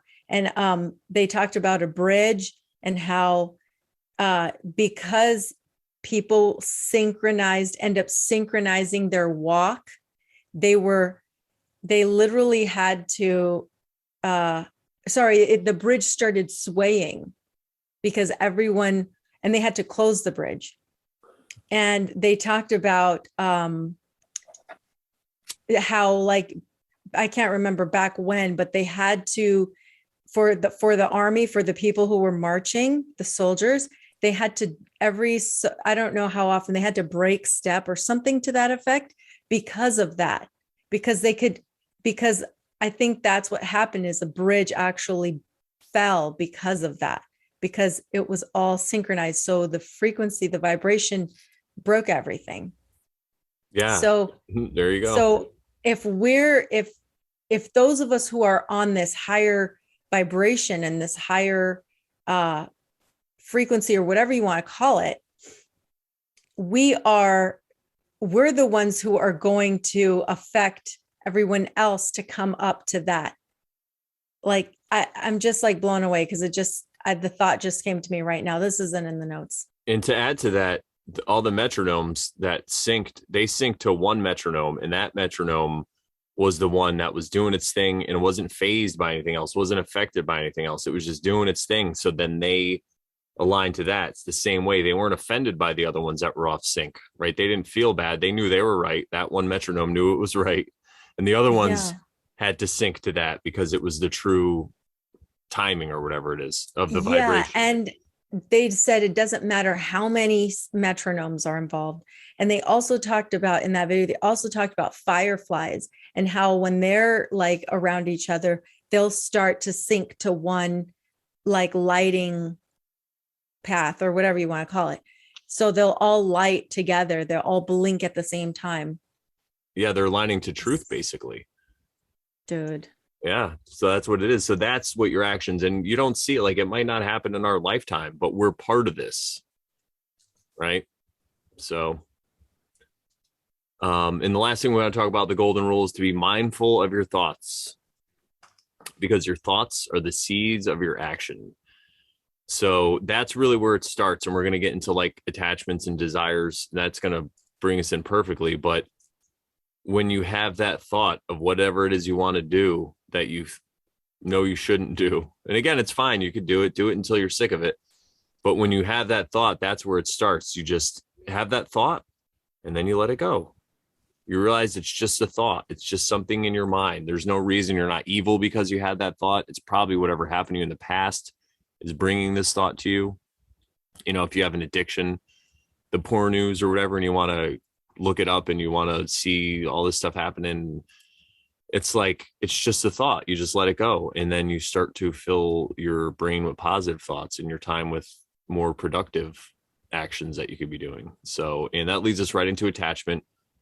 What is attachment? Well, we talked about that in the beginning, where if you're going to kill somebody, you just don't be attached to your actions, right? Well, Ram Dass tells this great story where Richard Alpert, he was a Harvard professor, got into psychedelics, got kicked out of Harvard, and he was on this path, went to India, met this guy that he called his guru, and he decided to change a lot of his actions. One of his things that he did was he became a vegetarian.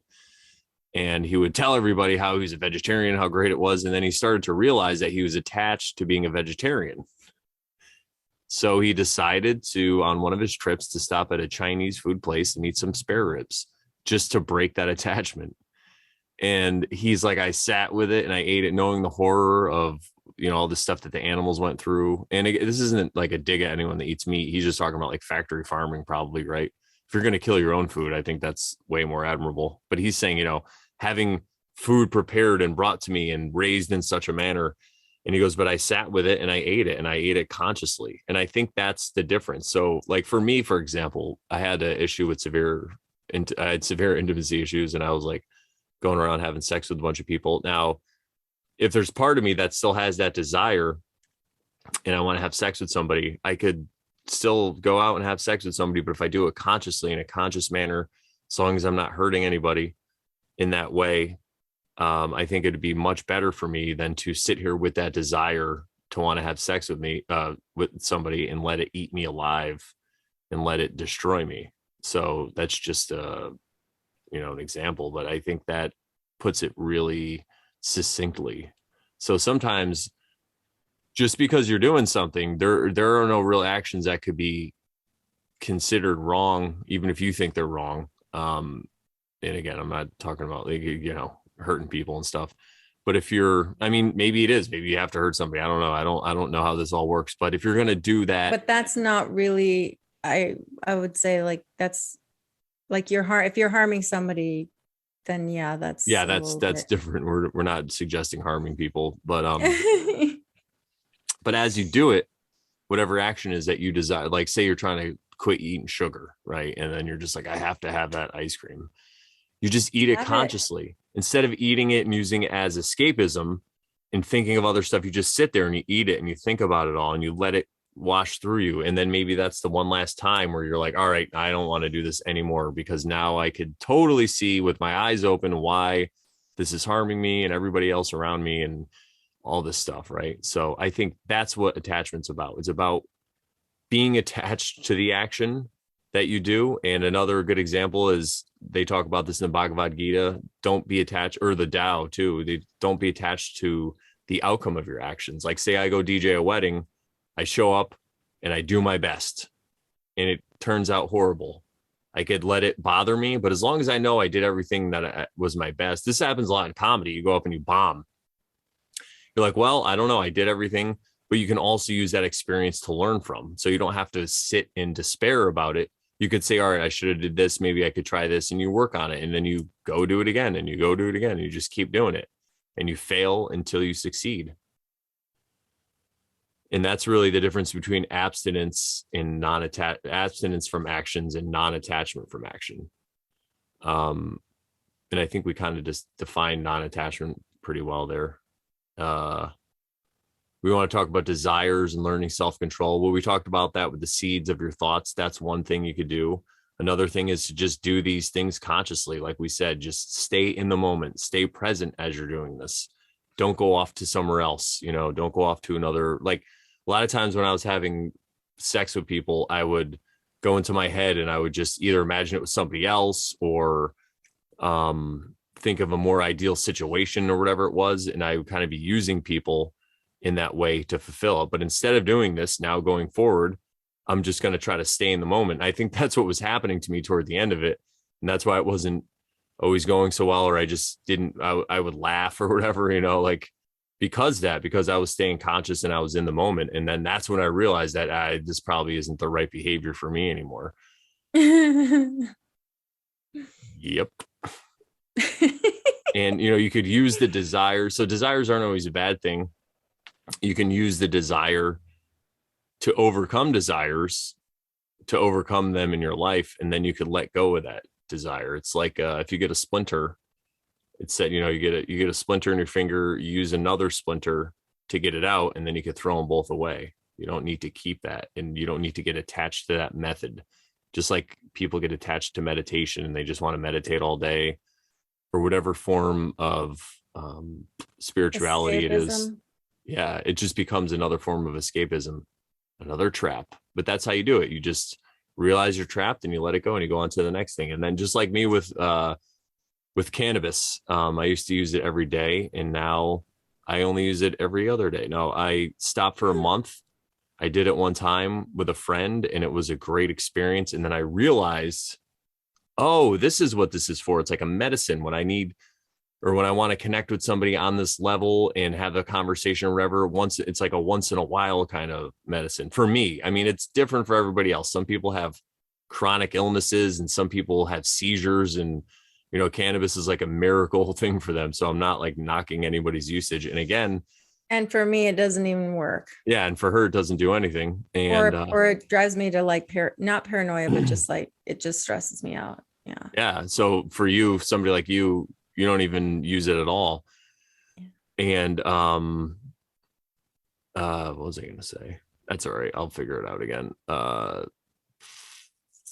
But yeah, and this goes back to not being hard on yourself. I remember what I was gonna say now.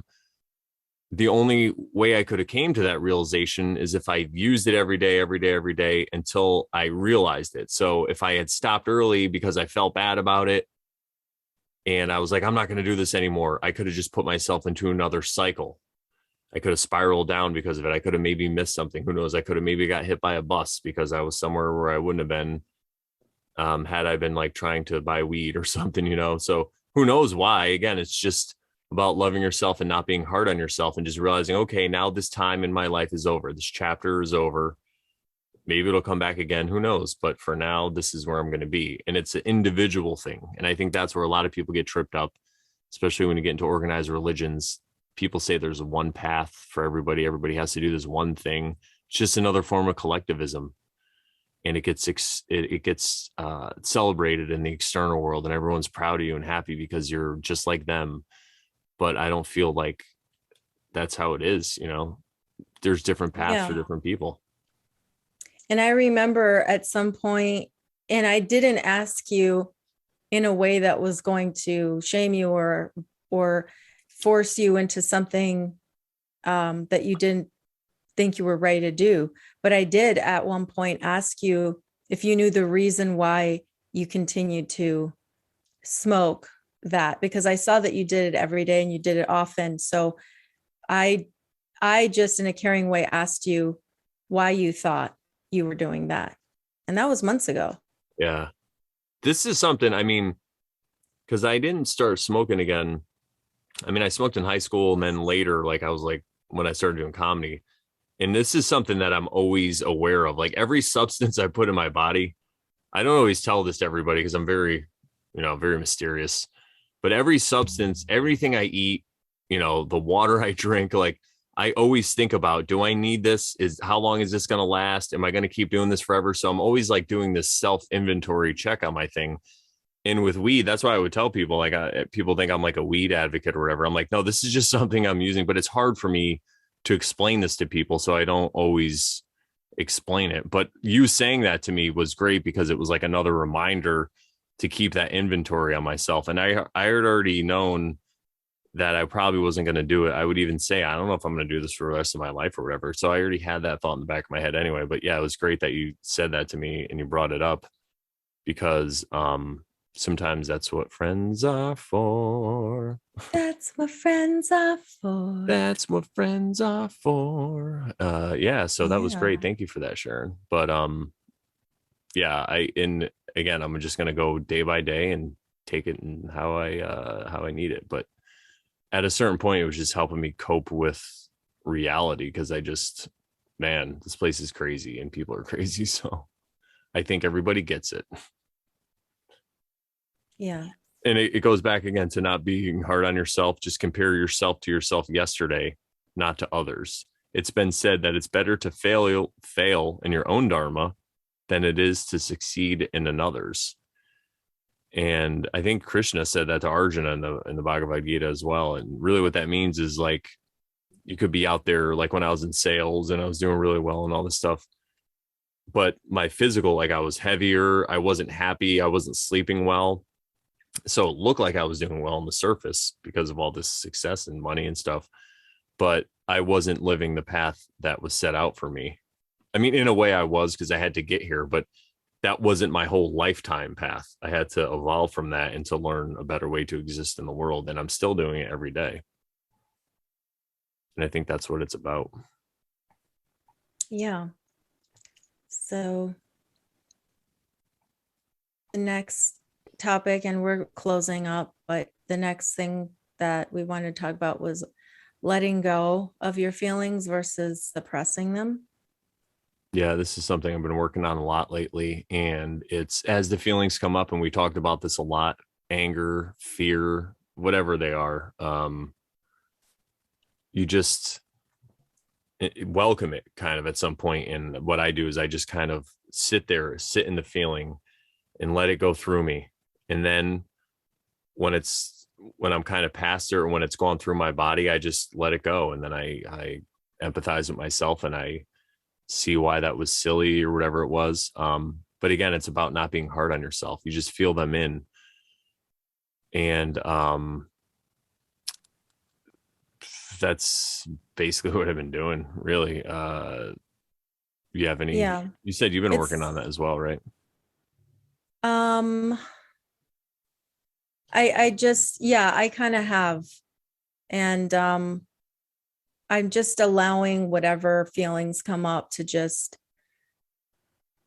come up, and I don't judge them or anything. I just let them flow. If I need to cry, I cry. If I need to let that out, I let it out. And I think it's been helpful for sure.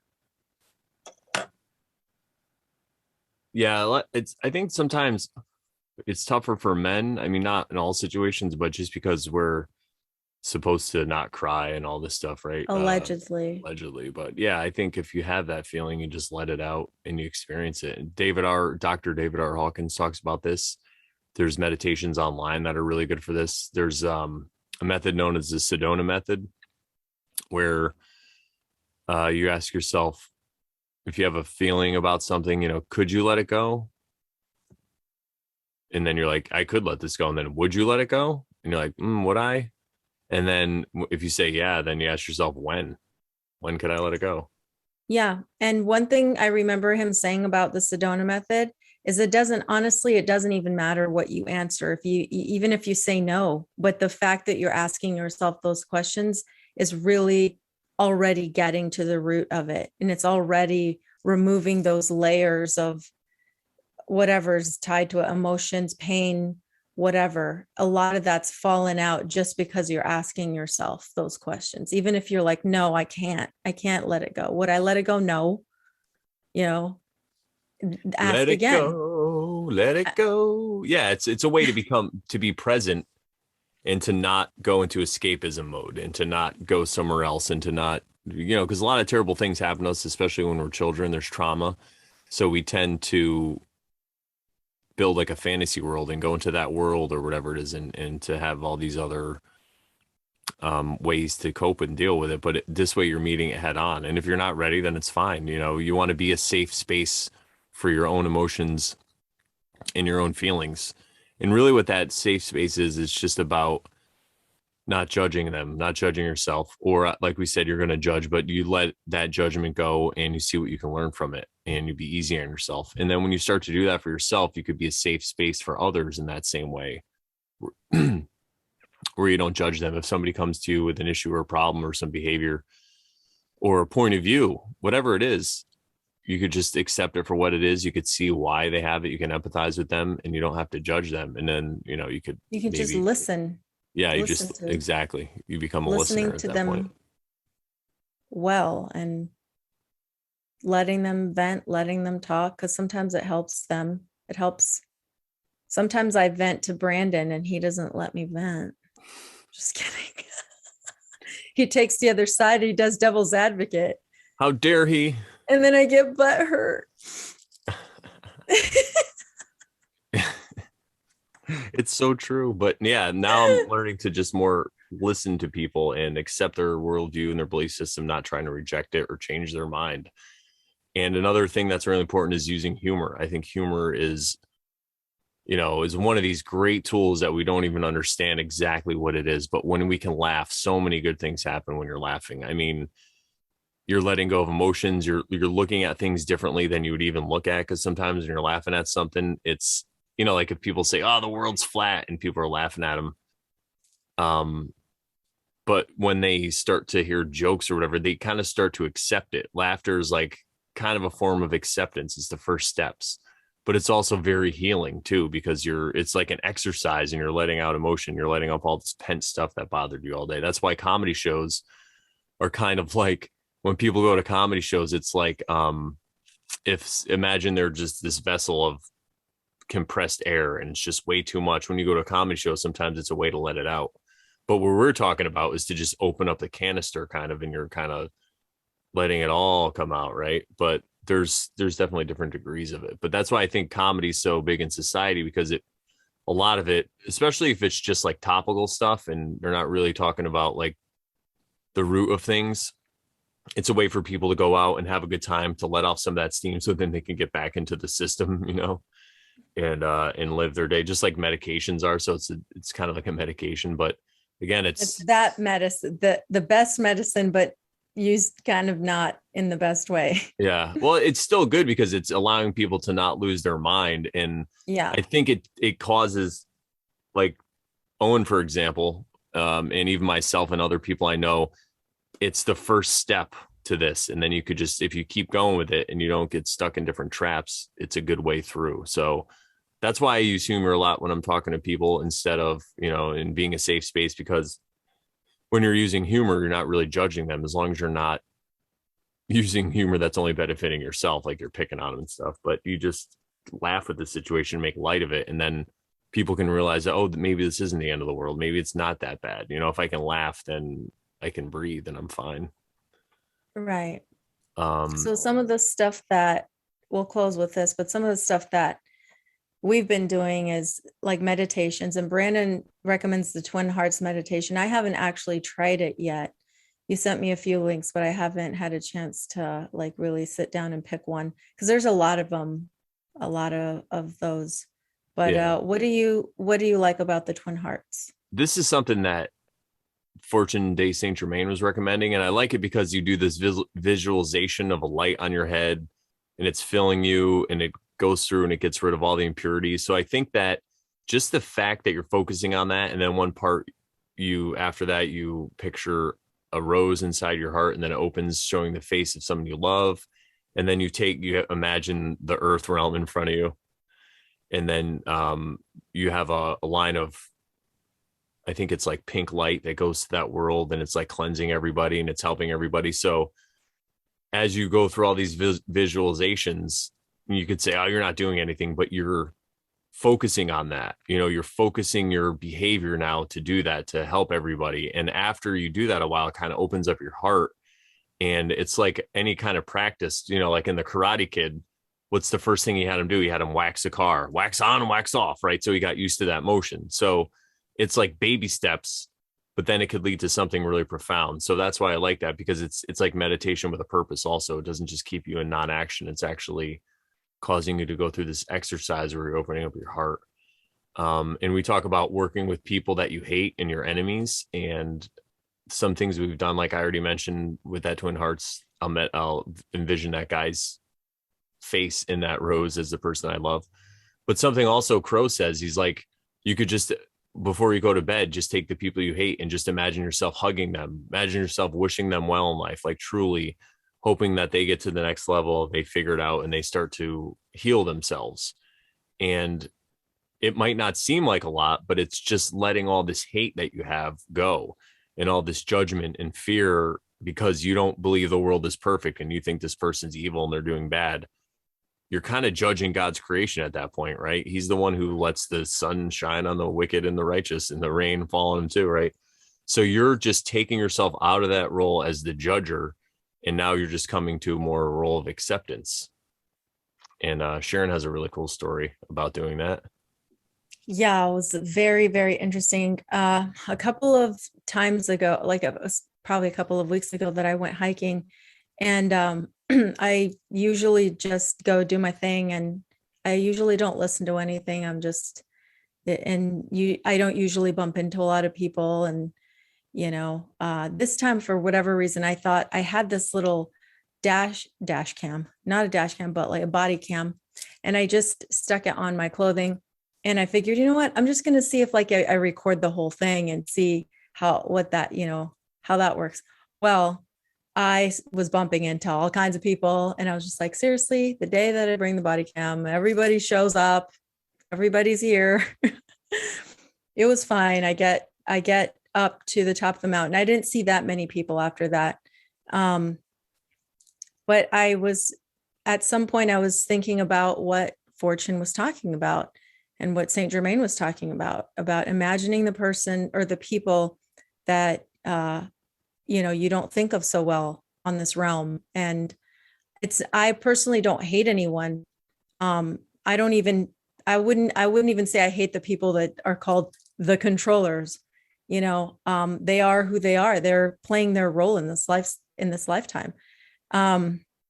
But because of that, and because of the stigma and because of all that, the hatred people have toward those people, I started imagining good things about them and for them.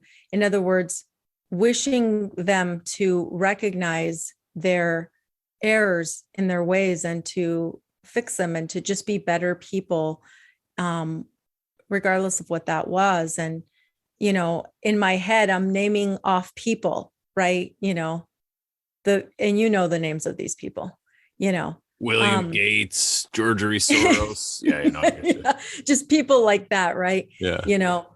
And okay, every time I'm walking up those mountains and hills, I don't fall. Like when I've gone by myself, one time when I was with Andres, I did fall, but that was years ago.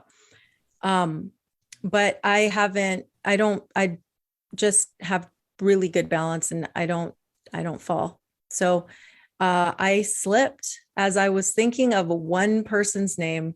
I won't say the person's name, but I thought of someone who would think this is one of the most evil people in the world. And I slipped, and I just thought, why did I and I'm wearing the body cam thing too. And I'm like, the day I wear the body cam, I fall. Like, why? And I just thought I didn't hurt myself. The rocks were slippery right where I happened to put my foot down at that moment. And, my foot kind of went, but I caught myself. Maybe my butt touched the ground a little bit, but I didn't hurt myself. But I just thought to myself, that is so bizarre. Like, and I remembered the episode with, the recent episode that Owen did with Christopher Gardner, where at the very end, like 30 minutes at the end, they were talking about stuff that was just mind-blowing. And because it was so mind-blowing that it's like the realm responded in a way that was like making the internet not work. People were experiencing weird things while they were in the chat. They're like, this weird thing just happened right here. What is going on? And I just thought, I interrupted the realm just now with my thoughts. I just interrupted the realm, and I fell. I didn't hurt myself, but it's basically telling me, oh, you're being heard. Yeah. And it was just mind blowing. Yeah. I love that. That's great. That's really, really cool, especially because you didn't get hurt. You just kind of fell. And it's like, it could be a metaphor too, that like, you're going to fall, but you'll be okay. Like that's great. Yeah. Yeah. So long episode we went today. Did we do 2 hours? I'm not sure, because the timer it said I was supposed to have, I don't see. So I think we did. Oh, well, another long one. That's all right. We deserve a little bit of time on this one. There was a lot to get through. Yeah, we wanted to give a quick shout out to the Bertaria singles community on Telegram that we have. It's a good place for community, good place to meet, good place to talk to other people. Even if you don't find a mate or a match or a soulmate on there, I think it's good to realize that you're not alone. There's a lot of people who are single out there and looking for somebody, and it's a good place to joke around and have fun. And it's moderated in part by our lovely Sharon. I was made the owner of the chat some months ago when it went quiet. So I just let it stay quiet, and then circumstances in the last few days made it revive. So it's back. Yeah. And So if you're single, hit us up, or we could maybe put a link to it or something yeah, like that. let me know and we can get you added. Yeah. Yeah, we'll for get you. sure. Maybe we won't put an exact link because we don't want just anyone going in there. But yeah, hit us up. We'll put you in there. She'll figure out how to put you in there. But I've been in there for like a day or two, and it's been pretty cool. People in there are really awesome. Nobody's judging anybody. We're all talking about different cosmologies and shapes of the realm and all these silly things, and everyone's cool about it.